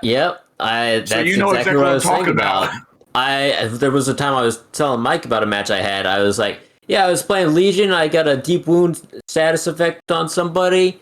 Left him alone for a little while, and then I came back, and they had actually jumped into a locker, and they bled out inside the locker, thinking they would be all right. They were not. It was funny. It was a happening, and yeah, it happens a lot more frequently than I would think. Because at this point, you would think that everybody knows what they're doing and whatnot, but the deep wound status effect can still catch people off guard somehow. What's with the thing with them being in lockers when that happens? It always seems like, oh, I'm wounded. Locker. Why? Right? They think that inner healing is a passive effect that if you have it in your inventory, then it just works. Maybe. You may actually be onto something. They Yeah. may honestly just be mistiming inner healing. Or they could be using inner healing, but they don't. Inner healing doesn't affect deep wound, does it? It does. Actually, if you hopped into a locker with inner strength and a deep wound on you, it will heal you of the deep wound. So you actually don't want to hop into a locker when you've got deep wound because you're not healing a health state, you're just stopping the deep wound. Huh. So yeah, that's actually a terrible tactical decision to make. People. Am I right? And there's so many people who. Mike is. Pink, you got to deal with this. Mike is going around spreading slander of you. First of all, he's saying that you hate Ghostface. That is not true. And secondly, he keeps going around saying that now you taunt in front of gates when you're about to escape. Trying to think of a situation that would make him think that. Is he like? Is he saying that in jest, or does he actually think I do that? Yeah, he's saying that you like to stop right before the escape mark and like wait for the killer to come so you can taunt him by doing the crouch dance. No, maybe once or twice when we were having funsies or whatever, but I can't think of any time where I've explicitly gone out of my way to be like, hey, I'm gonna teabag the killer at the gate because I love it when that happens to me. It's very pleasant to watch. Addy, we're gonna have. Yeah, go ahead. We're gonna have to add another one to the bingo card. Every Dead by Daylight episode, Mike tells a new lie about Pink. After all of you left in like yesterday or whatever, the day before, Mike and I actually came up with a new meta like tactic. What? Yeah, I figured out the new meta tactic, and then I told Mike how to do it. So here's the thing. What did you do? So here's the thing. You know how usually when I'm getting chased around by people, I'm just trying to waste the killer's time so that other people can do their work. So I figured out. Yeah. So I figured out that if you're on second hit, you turn around and you point at the killer. Then if you time the point right with the hit, then it gives you invincibility frames that they can't pick you up even though you're technically dead because you're still pointing. What? So, yeah. So I've been downed while taunting before, but it didn't keep doing it. I just got downed. No, for me, I have to finish the pointing animation and then I get downed, and that happened very consistently. So when I was on second hit, and I didn't think I could escape the killer, I would just turn around and point at them, and then they would hit me, and I would be downed. But for like half a second, I was still pointing at them, so they couldn't pick me up. Yeah, yes, I've done that before. Yes, I remember that. Yeah. That is weird. Yeah, so if you get hit mid taunt, your character will still try to complete the taunt animation, even if they've technically been downed. And so the killer couldn't pick me up, which of course confused the killer because I was dead, but I was still pointing at them even though I was dead. Yeah. So the killer would like take a couple of steps back. They weren't as experienced. Like we had an inexperienced Legion that actually like panicked a bit when I dropped a pallet once. It was funny, but it was really fun because like I ran through, we were on the whatever, the saloon, and I ran through the saloon. He follows me. I dropped the pallet. The pallet didn't hit him. I dropped the pallet. I start running to the gallows, and then while I'm running, I turn the camera around and I just see him, and he's looking at the pallet. Oh no, he took 2 steps towards the pallet while I was dropping it. Then he stopped, turned around, like looked a bit around to see if he can easily just circumvent it, and then just went to break it.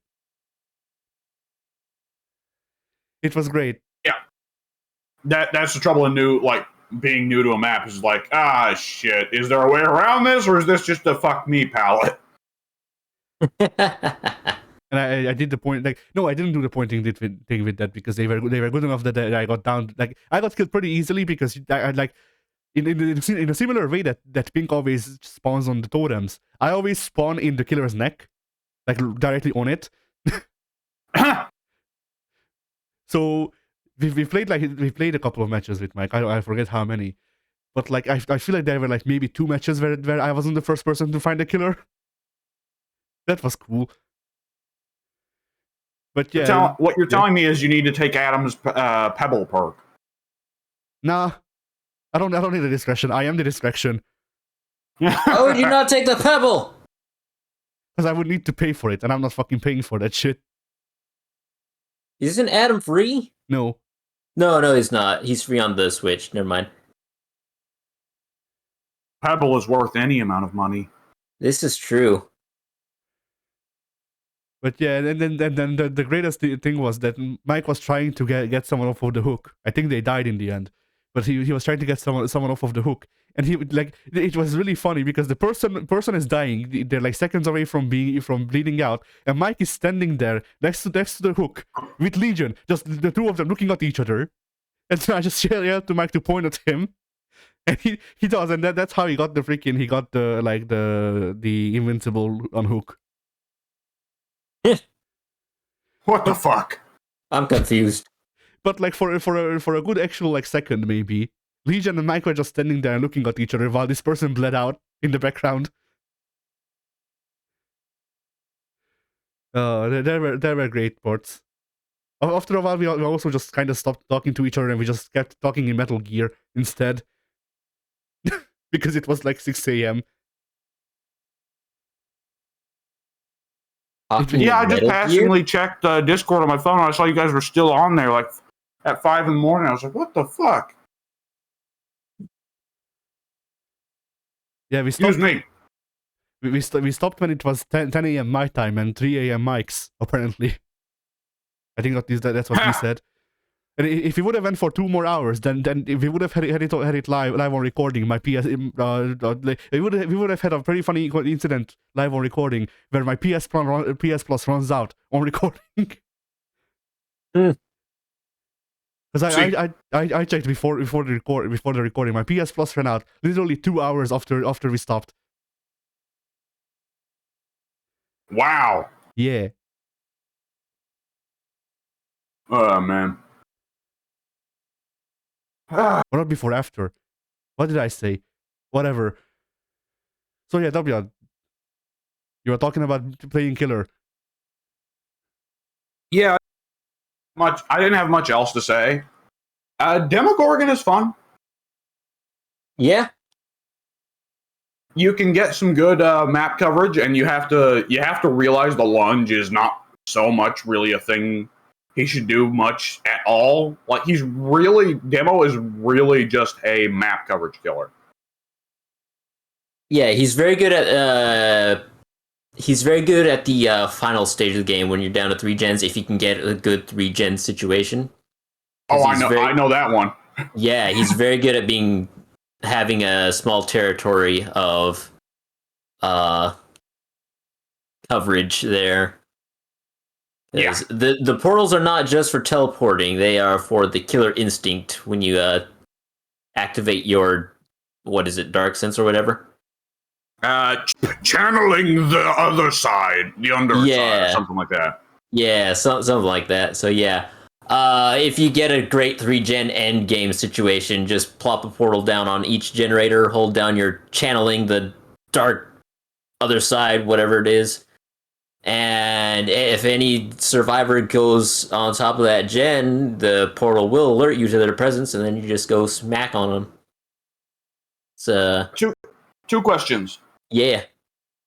Okay, firstly, does it need to be an active portal in order for you to detect survivors near it? No, that is so a I can great just- thing. Oh, so I can just leave closed portals that they can't fuck with. Yep. Interesting. That changes the demo a lot. Okay. The other question is, can I destroy portals that I have already made? Unfortunately not. Or not that I'm aware. To my knowledge, only the survivors can close their portals. Okay, so that's more of an encouragement that demo should hold off on spamming too many portals until the late game. Yes. I would say in the early game, you want to put down maybe 3, because if I'm not mistaken, he starts off with 6. So early game, plop down like 3 portals in a fair distance away from each other, so you've got a lot of map coverage in the early game. You can zip around all over the place. And the survivors are more likely to seal off the portals in the early and late game rather than mid. Just from what I've experienced, they tend to forget about the portals in the mid to late game. But yeah, you want to get portals out early, but you always want to keep a couple portals for the end game. 3 is optimal. 2 is fine as well. If you've got a lot of portals out that are in bad locations for the end game and the survivors never bothered to close them, it's still a winnable situation with only 2. But if you screw yourself out of those 2 really good portal locations, then yeah, it's not as great. Yeah. Let's see. I guess I've got nothing else to say about Dead by Daylight. I started downloading the Vermintide 2 update for the Warrior Priest, which of course is 50 gigs, so I was like, oh fuck, well, I'll make progress on it slowly over several months. But no, as soon as the update started, it was like, 50 gigs. No, wait, 2 gigs. And I was, what? Fucking what? Somebody lied. Like, don't look a gift horse in the mouth, I guess. But like, what I said to Mike the other day was like, they set me up for an uppercut straight to the balls and then just instead tickled me on the toes. Like, what? But I got to play Warrior Priest for just a single match because he's the new character, so of course everyone wants to play him, and Vermintide won't allow you to double up on characters. Boo! But I played Warrior Priest for just a single match with AI because I couldn't get him in any matches with players. Warrior Priest is a lot of fun. He's got to be one of the more fun classes they've designed. So Warrior Priest is like Grail Knight and like the Slayer, which Addy, you played Slayer when you played Vermintide, right? Is that the Berserker Barden? Yeah. Yeah. He's like them in that he can only take melee weapons. And he does not use any of Saltspire's regular weapons. Warrior Priest Saltspire only uses his own unique pool of 7 melee weapons. And it's like 2-handed hammer, 1-handed hammer, 2 one-handed hammers, 1-handed hammer and shield, flail and shield, 1-handed hammer and book. 2 books. Dual books. Oh, that would actually be super good. So, and the one they start you off with is 2-handed hammer, which behaves about like you expect, you know, because like virtually everyone except Sienna has a great big ass weapon anyways. It behaves like that. But the one-handed hammer and book, now that's fun. So you remember how you had to charge up heavy attacks by holding down the button, right? Yeah. So Warrior Priest's heavy attacks with the one-handed hammer and book take considerably longer to charge up, and they have an actual UI. So while Saltspire starts rearing back with his hammer, he opens the book in the other hand, and you see a little mural of Sigmar's hammer start lighting up. And when it's fully lit, it's like a meter that you're charging. Saltspire starts reading slam poetry. Kind of, yes. That's actually his ultimate, excuse you. And when it charges, you can cancel the charge by blocking, and the charge gets retained, which is entirely different. No one else in Vermintide has the ability to store heavy attacks. And the heavy attacks with the hammer and book combo are way stronger. The first one is a stinger. Straight up, Saltspire just does a stinger from Devil May Cry. Nice. And yeah, just plows through enemies. And the second attack, if he charges it up as well, is he brings the hammer down and it's a little AoE explosion, which is also way stronger than just about anything else in terms of heavy attacks for the other characters. So when Saltspire is using the hammer and book combo, he's almost just playing a different kind of game from everybody else, which is really cool. And if you want to play Warrior Priest, more vanilla, then there's 6 other weapons that do that. And he's a very fun, he's a class. So they've done a very good job of making each of the melee classes still stay very variable. Because Slayer Barden is very aggressive, very, very fast and very aggressive. Addy, you can speak to that, can't you? Yeah. He becomes the Dwarven Lawnmower. And that's largely his thing, but because he can pack dual weapons, he can go for focusing on taking out bosses, taking out elites, taking out whole crowds all at the same time. Where other classes, usually you get to pick one for one weapon and pick one for another to make up for the fact you have a ranged weapon. Grail Knight was kind of similar, but he was a lot more defensive. Warrior Priest can choose between both. He can take either, or he can take both. And it's a lot of fun. He has, for one thing, an ability that makes it where anytime anyone gets hurt in his vicinity, he builds up a little meter at the bottom of the screen. And if it goes away over time, naturally, of course, but if it builds up to the max, Saltspire's melee weapons, especially his hammers, light up like glow and just do extra % of damage that just entirely ignores armor. Nice. So he can get pretty crazy if you pick the dual hammers and become Mr. Lawnmower of God. They really should have given him 2 books that made it so he can't attack aside from geese parries. Instead of actual attacks, he just gets geese parries. I'm trying to. There's definitely parries and counters, but I think that's just universal mechanics for all classes. Yeah, no, that's just how blocking worked. The ult that Saltspire has in Warrior Priest is straight up the Ubercharge from Team Fortress. Pick another teammate, they're invincible for the next 5 seconds. Which you can throw that on a teammate and play a support guy, or throw that on yourself, pull out the dual hammers, and just go fucking ham without any consideration for defense, because fuck it, you're invincible. Yeah.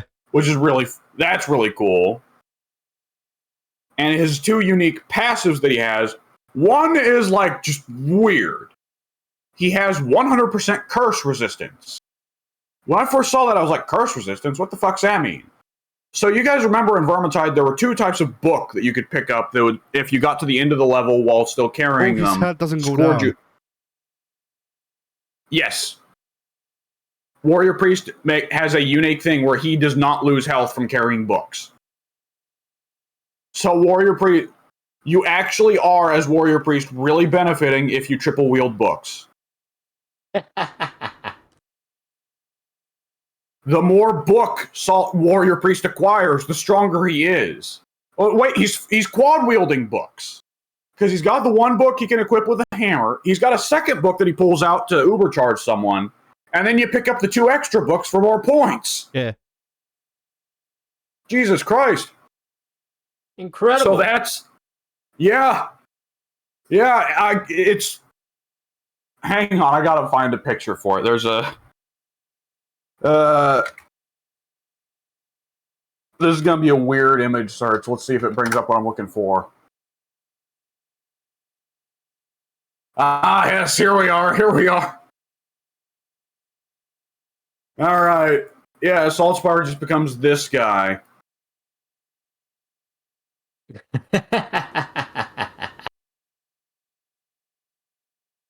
He's getting too strong. Somebody needs to stop him. Yeah. Too much knowledge for one brain. I kind of wish this guy had another person reaching around with 2 more books. Yeah. Goro of books.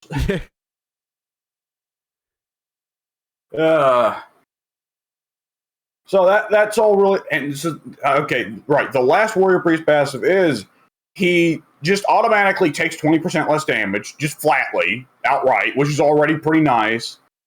And further than that, an extra 20% damage is delayed by 3 seconds. So even if Warrior Priest gets shot in the face with a fucking cannonball, he'll ignore it for a few seconds, which is just adds to the idea of making him like you can roll him as tank or go. Man, literally too zealous to die. Yeah, man, too faithful to die. Yeah, that's what I'm saying. Yes, zealous. That's the word. Yes. Yeah.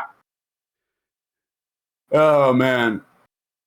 I will say, having Warrior Priest there makes the Zealot career that Saltspire had from the beginning look really lame. Because you remember he has the Zealot career, which makes it where he, once he gets to like 20% health, he deals like ludicrous damage, which is nice. But like, in terms of like Saltspire going down the holy road, Warrior Priest not only is way less evil looking, but just inherently way cooler and more interesting from a gameplay perspective, you know? There's a bit more going on than just less health, more damage. Yeah. Oh, man. But it's really fun. And it's nice having another class in Vermintide that's really helpful for teammates, right? Though it does now lead to the thing of like, with Vermintide's setup, Sienna and Saltspire were always, no matter what, going to be a bit less tanky than the other three. They were always kind of supposed to be a bit more the damage dealers. Now you can just have a team of nothing but tanks, which sounds fun and like it's going to be very friendly. At the same time, boy, you won't get anything fucking done. Yep. It's just 4 assholes standing there with shields just while the rats pound on them relentlessly. I like it. That's why you bring freaking. That's why you bring Berserker Balden and also, freaking Cannibal Kirlian. Yeah, pretty well. Good old man-eater Kirlian. Whoa, here she comes. So someone queue up like 4 days. No. Anyway, Warrior Priest is fun. There we go. Vermintide done. I believe then the only thing I got left to talk about for this week is the last hour of the podcast, inevitably SmackDown. The final hour. The reminder that we all at some point used to be wrestling fans. So, show starts off with Sasha Banks and Toni Storm versus Shotzi Blackheart and Charlotte. I think that WWE pulled the classic WWE-ism, though, of removing Shotzi's last name, so now she's just Shotzi. Right. Which, that shit bugs me. Like, they've been doing it for a decade now, but it bugged me when Cesaro became just Cesaro, and Big E became just Big E. What are you saying? Are you saying you don't like Neville? Neville's the worst one. Neville is the worst one. Edrin Neville was a bad name to give to him to begin with, but then reducing it just to the bad part, the worst part of it, Neville. Like that just Neville is a name that calls to mind the words. You know what word Neville calls to mind? Longbottom. Snivel. Nibble. I see the name Neville and I think sniveling. I see the name Neville and I think of Hogwarts. That's also fair. Oh man, so fucking stupid. So anyways, they come out and do the match and like God, Shotzi sucks. Mm-hmm. So Pink, how long have Toni Storm and Shotzi been around? In WWE? Yeah. Only a couple years.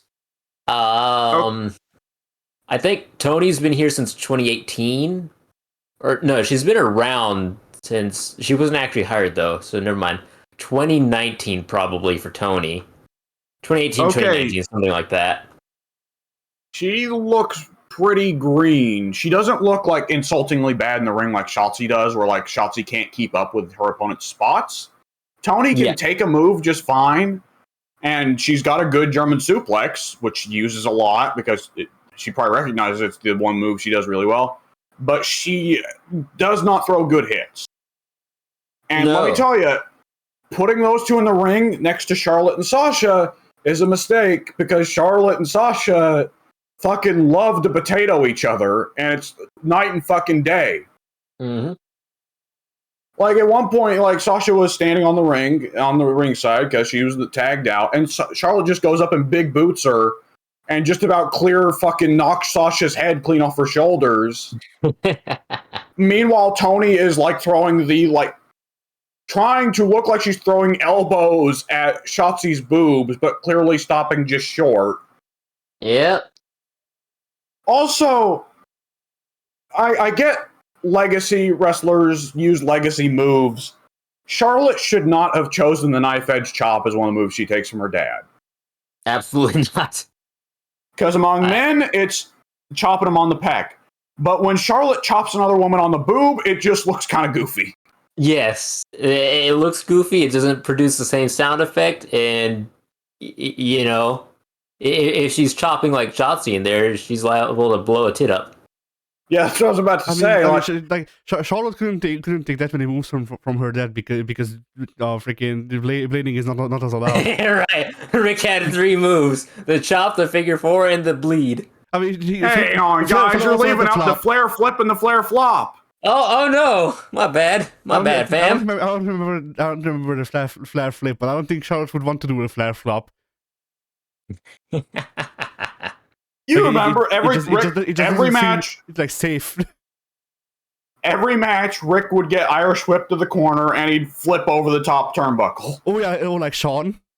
Yeah.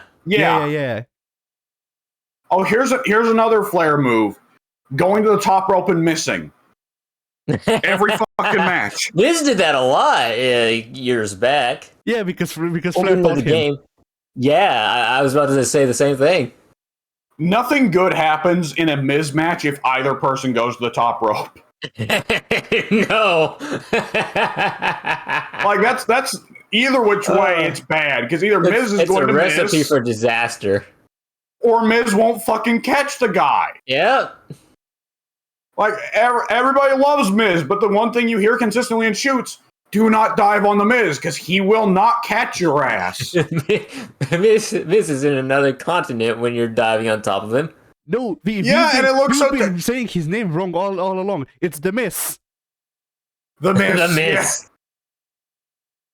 Yeah. It's really bad because Miz won't catch the guy, but he'll still fucking sell.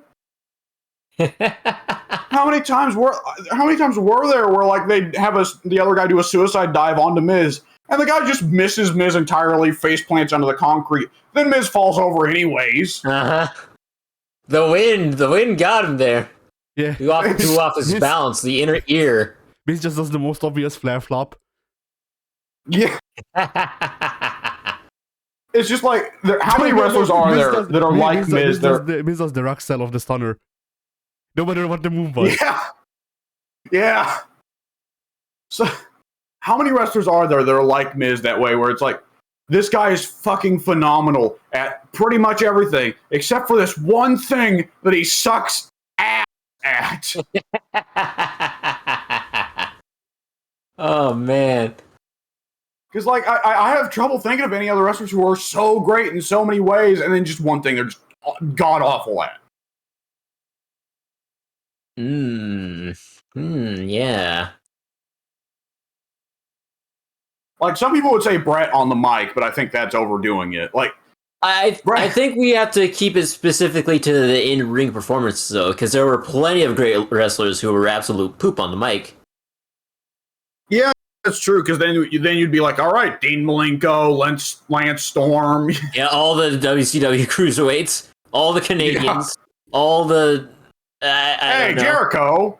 That's a good point. Jericho, that's actually another one we can take here. Jericho's not a great high flyer. Jericho's not actually from Canada.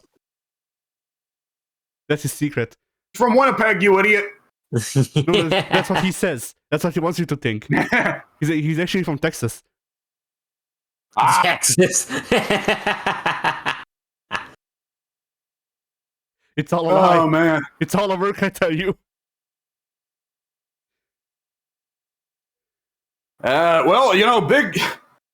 I was going to say, I forgot that you'd said, like, let's keep it in ring. I was about to say, Big Show was a fine big man. It's just he couldn't keep a fucking gimmick.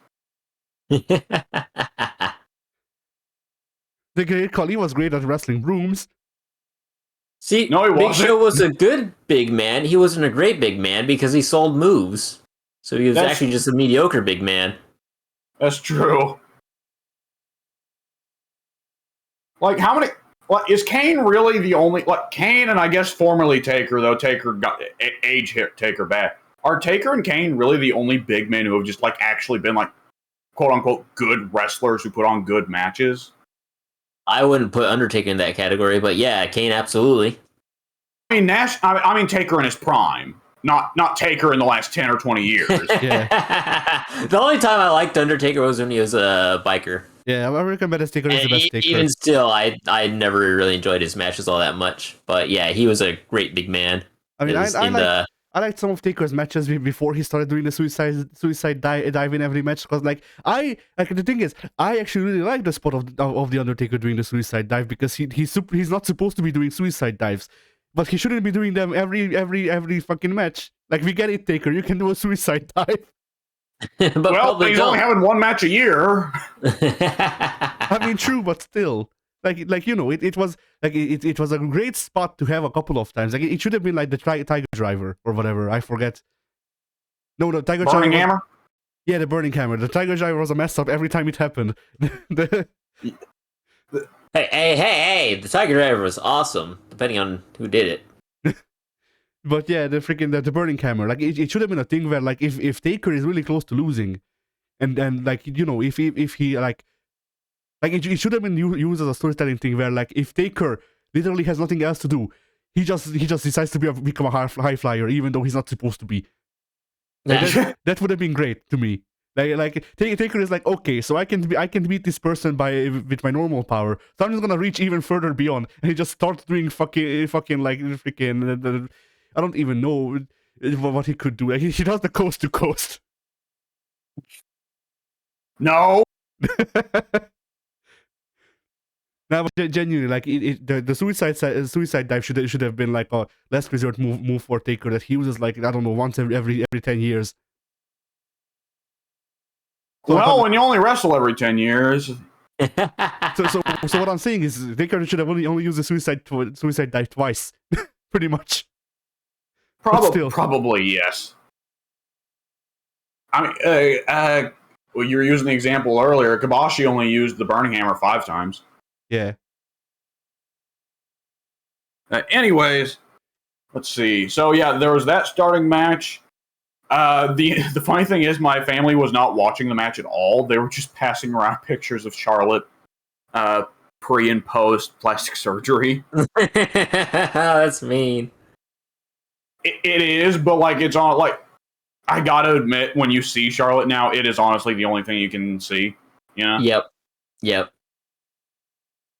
Oh man. Let's see. What else was there? They continued to pitch up this Sonya Deville versus Naomi feud. And they actually did what I thought was a pretty cute bit. Where Sonya Deville, like, and Naomi are talking in the center of the ring. Then Shayna comes up from behind and fucks Naomi up. And then Sonya Deville says, oh, and by the way, referee, ring the bell. Or it's like, surprise, this is a match, idiot. Which that's pretty cute to begin with. And of course, like, Shayna's already working the leg. So it's like, oh, yeah, there we go. This is a good fuck up the face moment. Like, make the people hate the heel. And the ending, I'm not so sure about. I kind of like it, I kind of don't. Where after working the leg for a good solid minute, Shayna moves into, like, set up, I don't know, the fucking calf slicer or something weird. And Naomi then rolls her over into a leverage pin. And it's like, well, I appreciate the underdog win there. At the same time, makes Shayna look kind of stupid. She didn't expect that and got pinned in under a minute through a fucking roll-up, you know? Yeah, that's a I like the booking. I don't like the participants that they used. It I would have think been that's what I would say fine. for that one. It would have been fine if they had someone on the commentary who was at least mildly competent, like, I don't know, Jim Ross, who could say Shayna got too confident because she had that early advantage and she wasn't thinking about the fact that she could be rolled up, you know? Yeah. Like, there's so many stupid booking decisions that could just easily be explained by having a good person on commentary, or like, just let the guys fucking warn the commentators about some of the stuff that's going to happen, right? Right. Speaking But, of Jim like, Ross, there's no fucking point in doing it. Remind me to send you all the Jim Ross Myers song. Oh, I've already God. heard it. Joke's on you. Yeah, you've already heard it, but W hasn't. I have not, no. That's the thing I keep referencing whenever I say Myers boom boom. That's why I'm gonna send it to you. Okay, all right. Well, I guess I'll be waiting for that with bated breath. Just, oh my God, like, Pat McAfee makes me like, suddenly Michael Cole is like a breath of fresh air when Pat McAfee's on. Mm-hmm. And every time the camera cuts to the commentary booth, like, you can tell Michael Cole's not supposed to be really working face or heel, but he still looks at Pat McAfee like, motherfucker, I could reach over and snap your neck right now. Michael Cole is the greatest heel of our generation. He made us hate him with his commentary, and now he's going to be like, and now he's reached Stone Cold levels of heel. People love him because he looks like he wants to kill the others. Yeah. Why He's had a face. Why doesn't Michael Cole, the evilest of the commentators, just kill the other two? Yeah. Oh, there isn't another one. Right now it's just Cole and Pat McAfee. Oh, they finally ditched the 3-man booth? Yeah, well, at least on SmackDown. I don't know how it is on Raw because I don't have USA. Neither do I. I'm only able to watch SmackDown because Fox is on local TV out here. Oh, nice. I think Raw still has a 3-man commentary, if I'm not mistaken, because it would be Corey, whoever their play-by-play guy is, and then Byron, I'm pretty sure, still has a job as well. Yeah, and they moved. Was he called Mace or Dio at the time? They moved him off the booth as well, right? Dio Madden is off the booth. Yeah. Okay. Let's see what else. Yeah, Pat McAfee. Like, I've never seen someone go away. By not changing anything, they've just lost it by relativity. Yeah. Like, oh my fucking God, I'm sick of Pat McAfee. He's the number one reason the volume's low when I watch wrestling. Like, everything, like, there would be like one or two spots in a show 10 years ago where Michael Cole would just start hot dogging and the match would be irrelevant. Michael Cole's just over there doing his own thing, and Lawler would be like, oh, you know, Cole, I don't like you. And Cole's like, I'm the best. And it's like, fuck's sake. Like, Heenan and Gorilla Monsoon and Bobby Heenan will get their little barbs in, but they didn't start just distracting you from the match for them just to hot dog for a feud that's not actually a feud, you know? Yeah. And, like, Pat McAfee is hot dogging 100% of the time. There are so many fucking times they cut away from a wrestler's entrance to see that Pat McAfee has gotten up from the commentary desk and is dancing for some reason. Yeah. Fuck this clown. Yeah. They don't want commentators anymore. They want the internet celebrities reactioning, you know? Well, they want that, and the big thing is Pat McAfee's ex-NFL. More importantly, he's ex-Patriots, which is Stephanie's favorite team. That's why Mojo was hired for so long. That's why he won the Royal Rumble at the WrestleMania. Wait, is Mojo fired yet? He's fired. Yes. They just fired him this year. Finally. Freedom. Freedom from Mojo Rawley. He's gone. We still have the other guy, but who's tagging with Orton doing the same gimmick. So I kind of hate him too. But he's at least not Mojo Rawley. I actually love Riddle. I hated him first because he was a UFC guy, but he's actually really freaking talented. Pat McAfee is ex-Patriots. Yeah.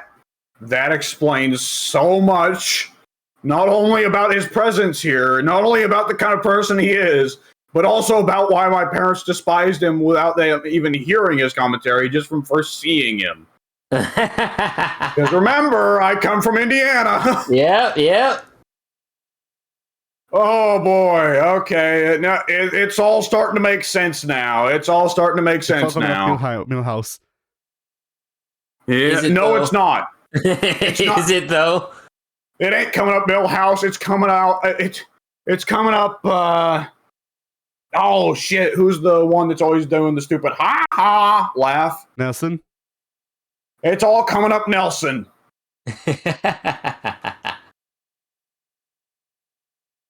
Oh man. Let's see what else was there. Okay, so they had a segment where. So last week, Drew McIntyre stuck his sword through Adam Pearce's desk, and no, that wasn't a euphemism. Yet. Here's your yearly reminder that New Japan had the wrestlers actually fuck, or at least act like they are. What was that? Hard gay? Yes, hard gay. No, hard gay. Yeah, that makes sense. No. I don't think it was hard gay. It was just like they just got like. I want to call them random people, but that's just because I don't actually know them. But they were like actual like mid-tier wrestlers. They got actual mid-tier wrestlers to like I don't remember who it was. They had like a hardcore match in a love hotel, and it was just like they got the wrestlers to act like they're having sex in the love hotel while these two were fighting through the love hotel, and it was only men, and men. Or like depending on the love hotel, if it's a like a rich love hotel, gay people are banned even though that's against the law. Okay. Yeah. Anyways, so Drew stuck his sword through Adam Pearce's desk, and I guess nobody removed it for a week. And a week later, Happy Corbin and Madcap Moss take it and move it into the center of the ring, while also having a Piper's Pit ripoff set there. And my God, Corbin is the fucking worst. Doesn't matter what fucking gimmick you give him. Anyways, they have this. Like, I thought, okay, they'll have a cute bit where they come out here and they play Sword in the Stone with the desk, and then Drew McIntyre comes out and he actually takes the sword out and fucks him up, right? And Drew McIntyre will just murder Happy Corbin right in the ring, cut his fucking head off. The head will go flying into the crowd, and Corbin's decapitated corpse will just drop like a bag of rocks. It'll be awesome. Anyways. Yeah, the freaking McIntyre works himself into a shoot, and then he's arrested for manslaughter. That cop car drives out in the fucking entrance ramp like Eddie on the lowrider. And JBia comes out. Officer Bradshaw? Yeah. Oh, Jesus. Anyways, so Drew comes out. Well, no, he doesn't. Happy Corbin and Madcap Moss get it in the ring. We don't actually see them get the desk into the ring, which begged a lot of fucking questions. Like, how did they get that in the ring? Was the sword not a problem? Did they get the ropes out of the way? Did Corbin and Madcap Moss do it themselves, or did they expect this fucking staff to do it? Because we saw them wheeling it around personally. Anyways, and they do like a 4 or 5 minute segment of Madcap Moss and Corbin just sitting there and cutting the world's fucking lamest promos about ha sword. Ooh, ha!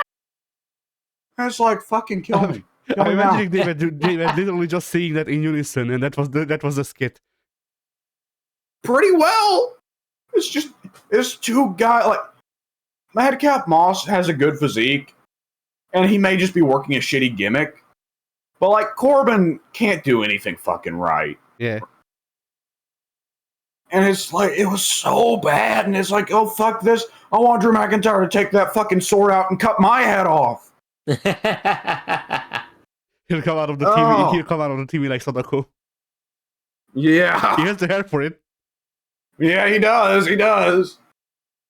So eventually, after what feels like an eternity, you watch Highlander and freaking and Drew McIntyre comes out of your TV 7 days. Oh Jesus! There can be only one. That's how I got him back from the Indies. Oh man. Okay, so Drew, after what feels like an eternity, comes out, pulls the sword out of the desk, no effort. After Corbin and Madcap Moss were like, "Oh, I can't get the sword out of the desk. Oh, jeez," and they're like obviously pushing it in. So Drew pulls it out. He swings the sword. The heels scatter. Okay, that would have been a very nice bit if instead of the heels hot dogging for 5 minutes, it was just the heels hot dogging for 1 minute. You know? Yeah. Yeah. But it's a 2-hour show. Gotta make time, right? Especially since we've torched half the roster, so we're only using fucking 30 wrestlers for a 2-hour show. Oh, God. Anyways, yeah. And they all fuck off. And then there's later on in the show, an admittedly great segment where I didn't pay attention to any of the interview and like stuff, but it just, the camera cuts back. And it's Happy Corbin and Madcap Moss are hiding in the fucking janitor's closet from Drew McIntyre with a sword. And they're just like standing there in the dark janitor's closet, which immediately begs the question of why is there a dude with a camera back there? Why not? Why wouldn't And there they're be? like, oh, we gotta hide. And the fucking interviewer lady just barges in like she pretty well kicks the door open. Hey, how you do, Drew McIntyre? What's up? And something or other. And I wasn't even paying attention to that point because I was laughing so fucking hard. I'm imagining this like I'm basically imagining Renee doing that one kid you gif. Yeah, pretty well. And Madcap Moss gets slammed out of the way so she can interview Happy Corbin. Sure. Yeah. Like I said, I didn't even pay attention to what they said. I'm sure it was stupid because it was Corbin that was getting interviewed. And my God, the more I watch this show, there's something. I've always had a problem with it. I've just not realized it properly until now. I fucking hate this reality show bullshit of bringing the camera backstage and acting like it's just there. Like it's a non-diegetic camera. And it's like, well, you also have interview segments where the camera is diegetic or diegetic. I don't know which way you're supposed to pronounce that. And it's like, well, which the fuck is it? Because everything else, the wrestlers notice the camera. And we're supposed to be assuming this is a wrestling show that exists within the real world, right? You would think. Like, is it really that hard to change these backstage segments to just be shit happens during interviews? It is diegetic. I just checked. Yeah. Thank you. And like, just have it where like ordinarily you have the segment of like guys walking around backstage. Oh, he gets fucked by the heel with a chair in the back. But like, just have the face instead just be cutting the promo in an interview with Renee. Well, Renee's gone, but whoever, Kayla Braxton, I think her name is. God, Kayla Braxton. I have several cousins named like that. Ugh. Anyways, just have him getting interviewed, and then the heel comes up from behind and fucks him up, right? Right. And of course, there's always the inevitable question that gets begged for a lot of this stuff of like, when shit happens backstage, and it's like, well, this isn't happening in the fucking ring. Why is no one calling the police? Like Drew McIntyre and Happy Corbin can kick each other's asses in the ring all day as long as it's a wrestling match. But if Drew McIntyre is actively running around backstage with a Claymore sword, swinging it at Happy Corbin, they should be calling the fucking police. Probably. That is, for one thing, that is just immediately on its face assault, even if he never actually manages to hit him. That is still assault. I should hope so. It's also attempted murder. Maybe just a little bit.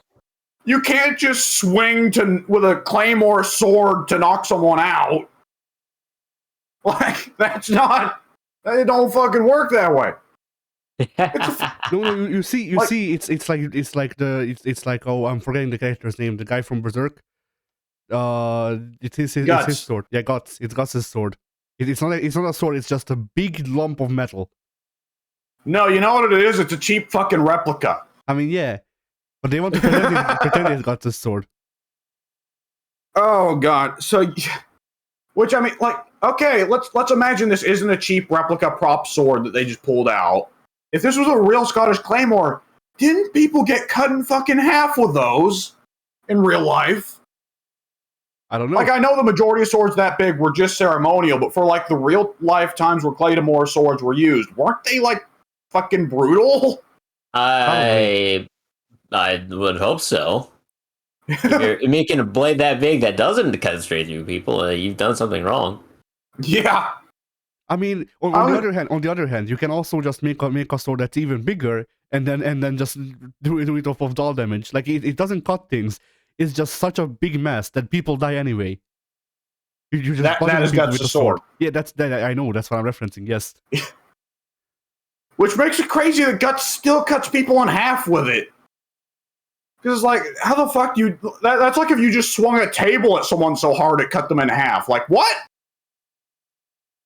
Anyways, what else was there on the show? Let's see. There's a lot of shit I missed because I just wasn't paying attention. Like, there was something about Ridge Holland versus Cesaro, and, like, this Ridge Holland could be a good wrestler, but he's just so vanilla looking. I don't even remember who Ridge Holland is. And they're just booking him as Sheamus Jr. And it's like, what the... Like, start this guy off on the wrong foot. Not only does he just inherently look bland, but you're booking him as just being this wrestler you already know, but a second time? Not to mention that Sheamus is still around. And that the Drew McIntyre is kind of also doing the same gimmick. At least, for one thing, they do thankfully have Drew as working face and Sheamus as working heel, so they're not entirely stepping on each other's toes. I just googled Ridge Holland. His height is 6 feet 1 inch. Parentheses, same as Shaw Samuels. Oh, damn, I didn't even know. Right. Anyone here know who Shaw Samuels is? Oh yeah, I was just talking with him last week.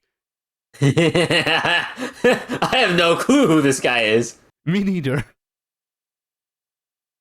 So, what was I saying? Right, so like at least they have like now Drew McIntyre's kind of taken the Celtic Warrior gimmick, but I guess it's more Gaelic Warrior because he's Scottish. Yeah, and he comes out in a Celtic. He comes out in a kilt, leather jacket, and with a claymore. Sheamus is switching now to like kind of like a Glasgow brawler gimmick, pub crawl guy, which works for him. He's doing the Brooklyn Brawler, but he's not from Brooklyn. Yeah. So, like, by all means, I liked Sheamus's like the Celtic Warrior bit because that is a cool nickname and it had led to cool ring gear. But Sheamus is not the kind of guy you look at and it's like, oh yeah, I bet that guy really thinks of himself as a fucking Pictish warrior.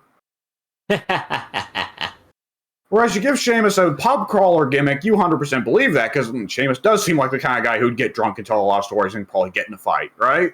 Yeah. Yep.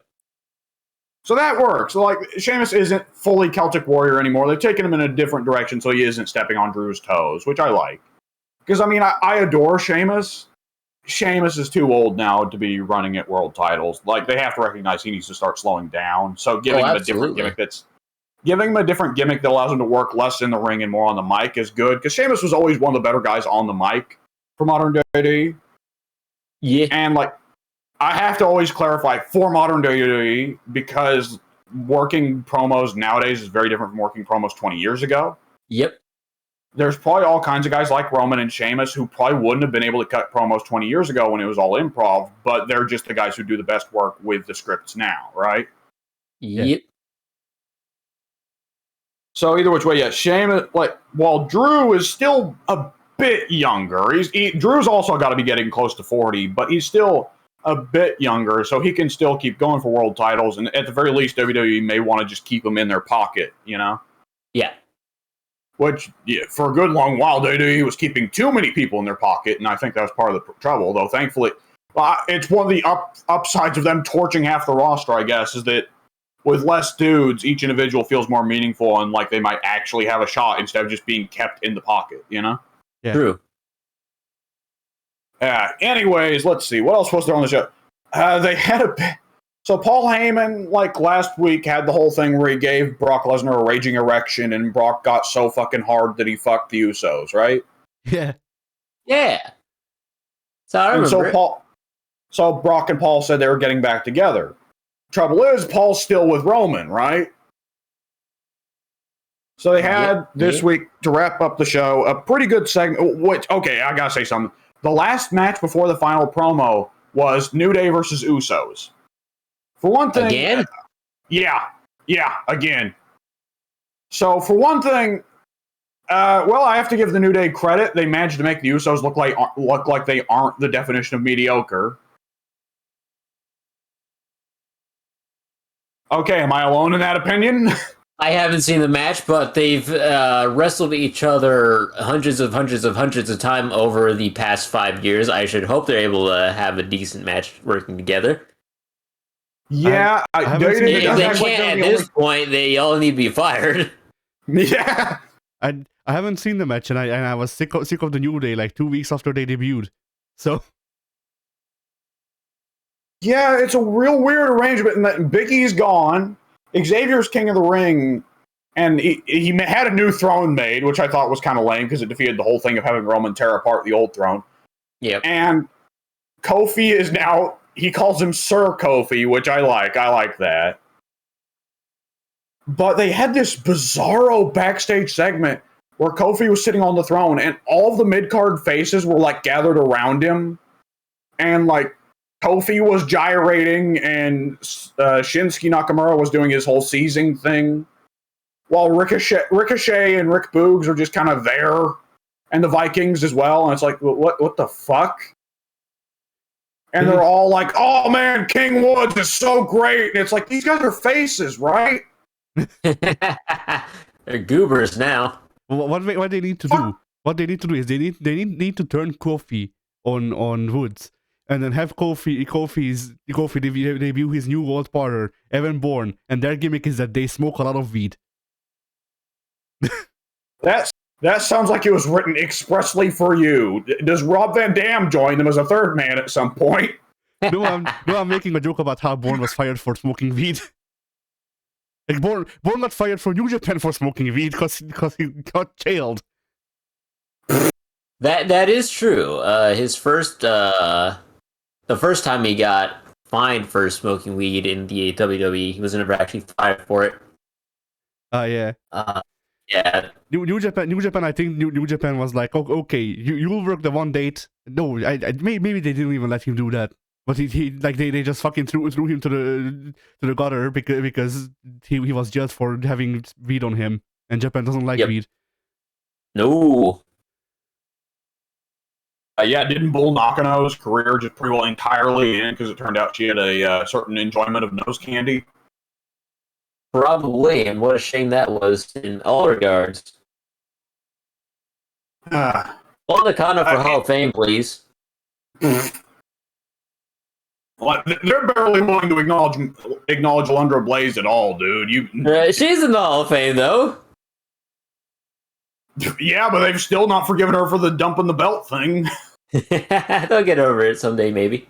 You never know. Anyways, let's see. So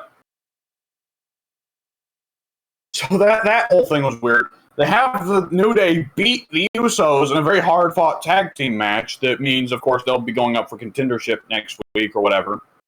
And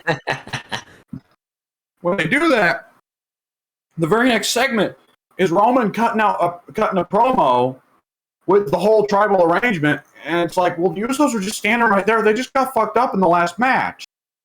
Like, either they should be leaving or they should be, like, selling real hard, but they're not selling at all. Right. Which is fucking stupid. And Paul's there, of course. Paul's there. And they have the bit, Roman. They do have a very good bit where they have the inevitable betrayal bit. Roman turns on Paul because he's pissed at Paul for getting back with Brock. I was surprised they had Roman Superman punch Paul. I'm surprised that Paul's willing to take a bump at how ancient is he? Oh, that's a good question. Let me Google. Paul E. Dangerously.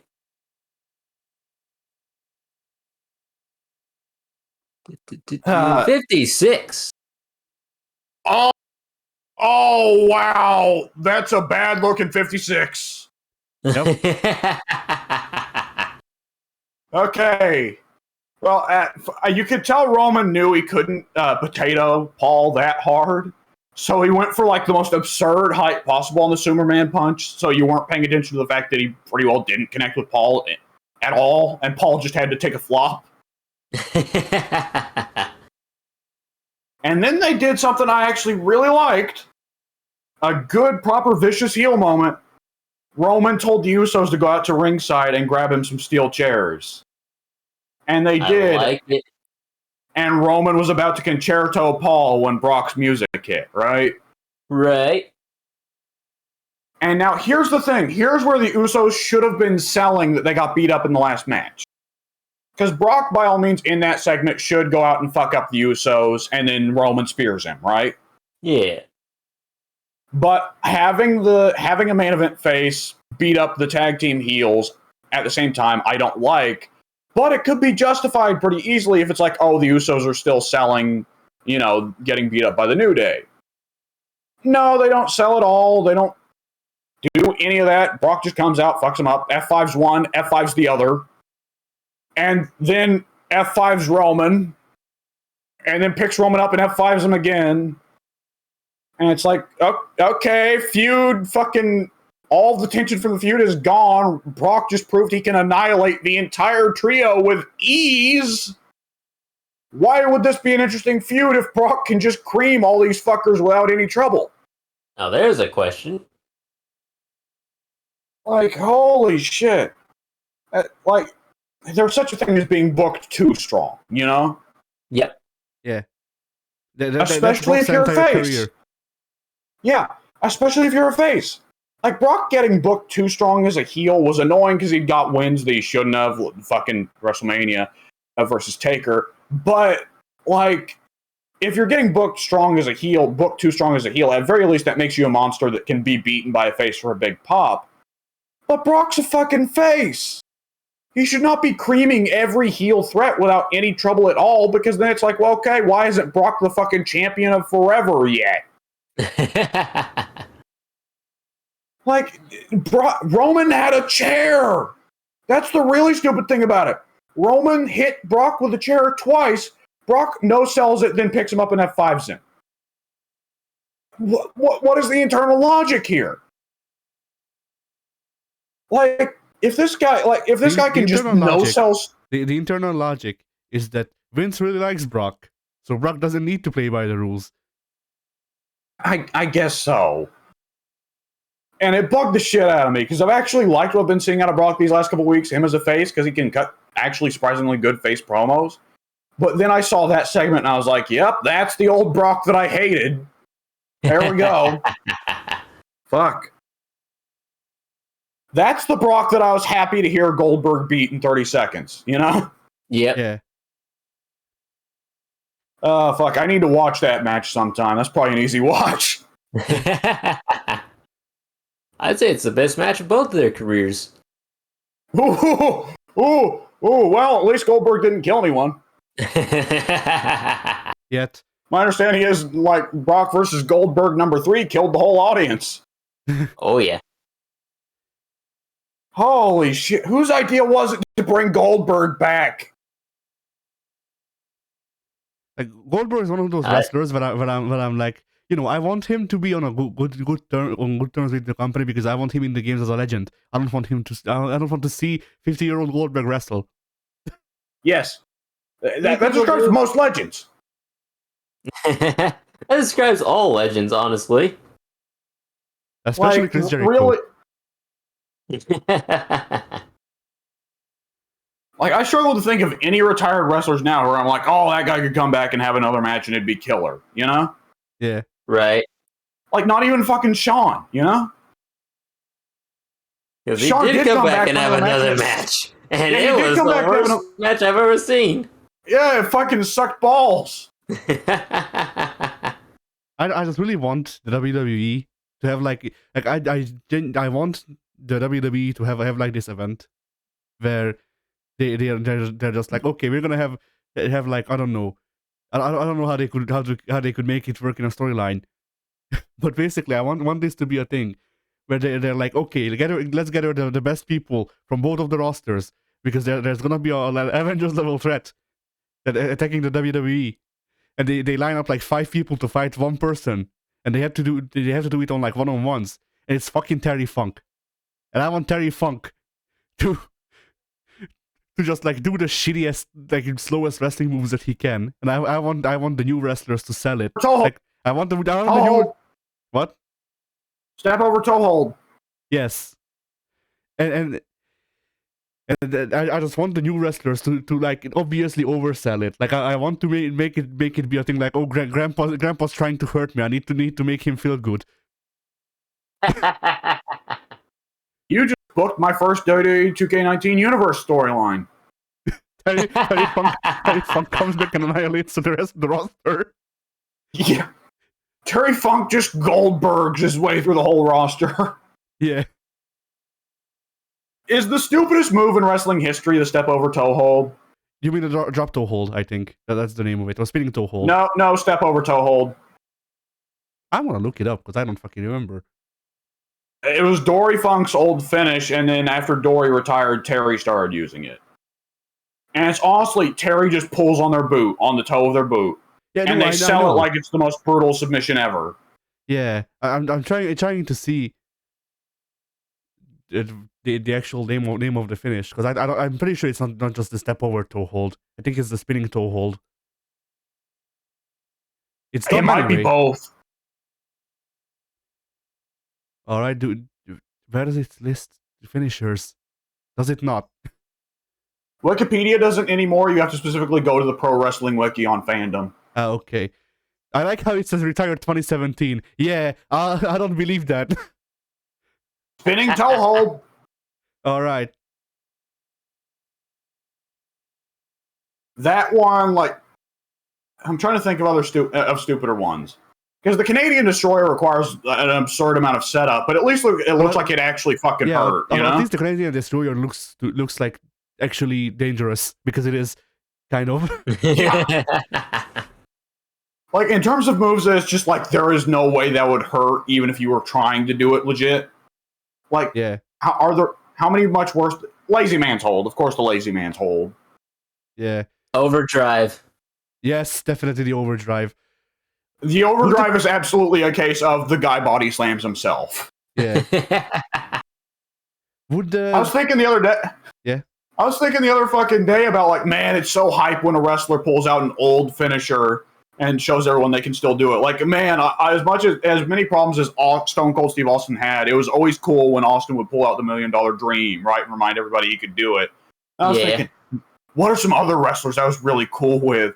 And I was thinking, boy, if Randy Orton pulled out the O-Zone today, that would not be cool. I actually think he cool. Recently. I need to Google that right now. The overdrive was never cool. I don't know what you're talking about. Yeah, there's a reason him and MVP both were handed it and then immediately dropped it for something else. Yeah. Would the tarantula hurt? The tarantula? Or am I mixing it up? I'm thinking of the move where Tajiri would like freaking, he would do like some stupid rope bullshit. Yeah, that's the tarantula. Okay. See that work? I could see that hurting if it's done shoot, but it is like a Canadian Destroyer, or it requires an absurd amount of setup. Yeah. Like that one's kind of like the gory special. It's just there's ropes between you. Yeah. What other stupid moves are there? There's many, but like, okay, the figure 8.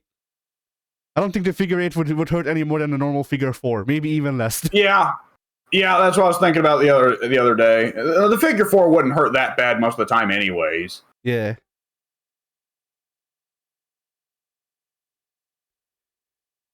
And of course, let's disqualify moves that are supposed to be stupid, like the People's Elbow or the Worm, because those are obviously supposed to be like he is just dicking around at this point moves. Yeah. But the Worm was so good. Oh god. Why was Scotty Too Hottie never a world champion? I don't understand. Oh, I know. Well, okay, I don't actually know. Why wasn't he? Freaking, what was the like the creepy sex pervert's name? The one that was recent? The guy who looked like milk? Joey Ryan? No, the one in WWE, the one who looked like milk. What do you mean look like milk? Like his skin had the rough color and texture of milk. Bill DeMott? No, the gentleman guy. Oh, Jack Jack Gallagher. Gallagher. Yeah, like 2/3 of his moveset. I did not see any of his matches. I saw one of his matches and I immediately decided that I hated him because they tried to sell, like, that's the thing, like, I don't know if he was trying to be a comedy wrestler or not, but they tried to seriously sell that he ties people up and they can't move, like people, like, he just puts people's hands between their legs and now they can't move. And nothing from how it was sold by the commentators and shit made it obvious whether or not they wanted that to be funny. Yep.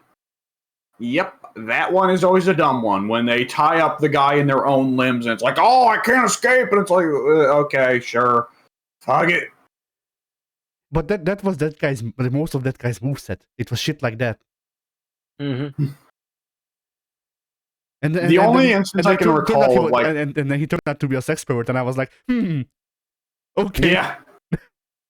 Vindication!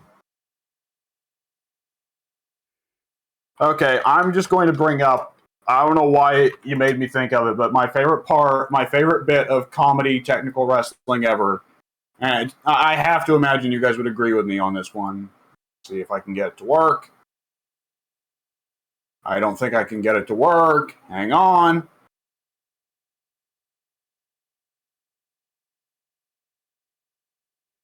Can I get it to work? I can get it to work, yes. Oh, it's considered a video. Nice. No! Fuckers! There's gotta be a real GIF. There's gotta be a real GIF of it somewhere. There isn't! Shit. Well, hopefully you guys will just know what I'm talking about. Would Billy Goat's curse hurt? Like, I'm actually not sure. I think it would stretch out your hamstrings pretty nicely. I mean, it would stretch out your hamstrings. A lot of wrestling holds would be very nice. A lot of wrestling holds would probably be very nice in a massage, yes. Yeah. The thing is for me is that, like, the Billy Goat's curse seems like someone went, what if I took the Boston Crab but made it look like even less effective? Because with the Boston Crab you can at least, like, sit on the guy and then his back will actually break. But with the Billy Goat's curse, how do you apply pressure exactly? I think the pressure is on the knees, but I can't be sure. I've never taken it before. Yeah. That one I'm fine with because it doesn't, like, look aggressively stupid like the step over toe hold does, right?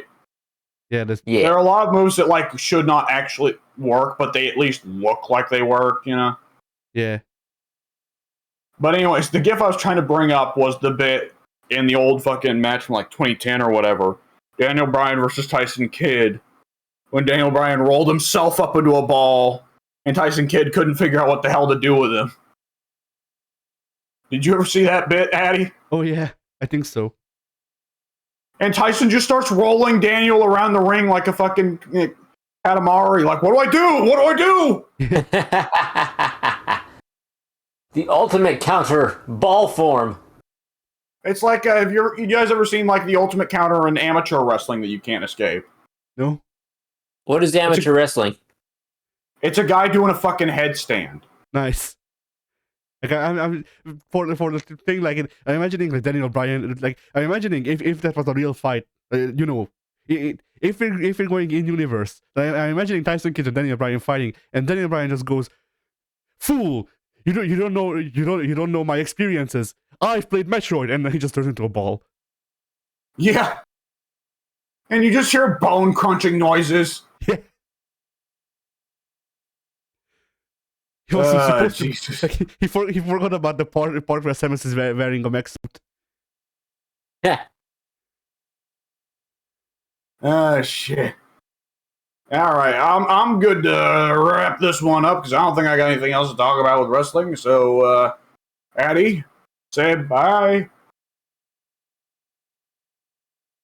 All right.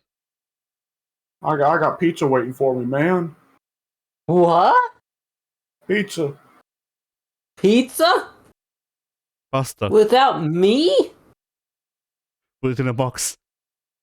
How can you just sit there and eat pizza? Unbelievable. Not even got- offering to share. I got that reference. W.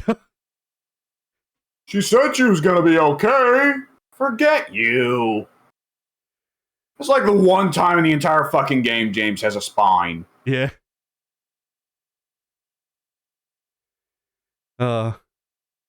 Bye.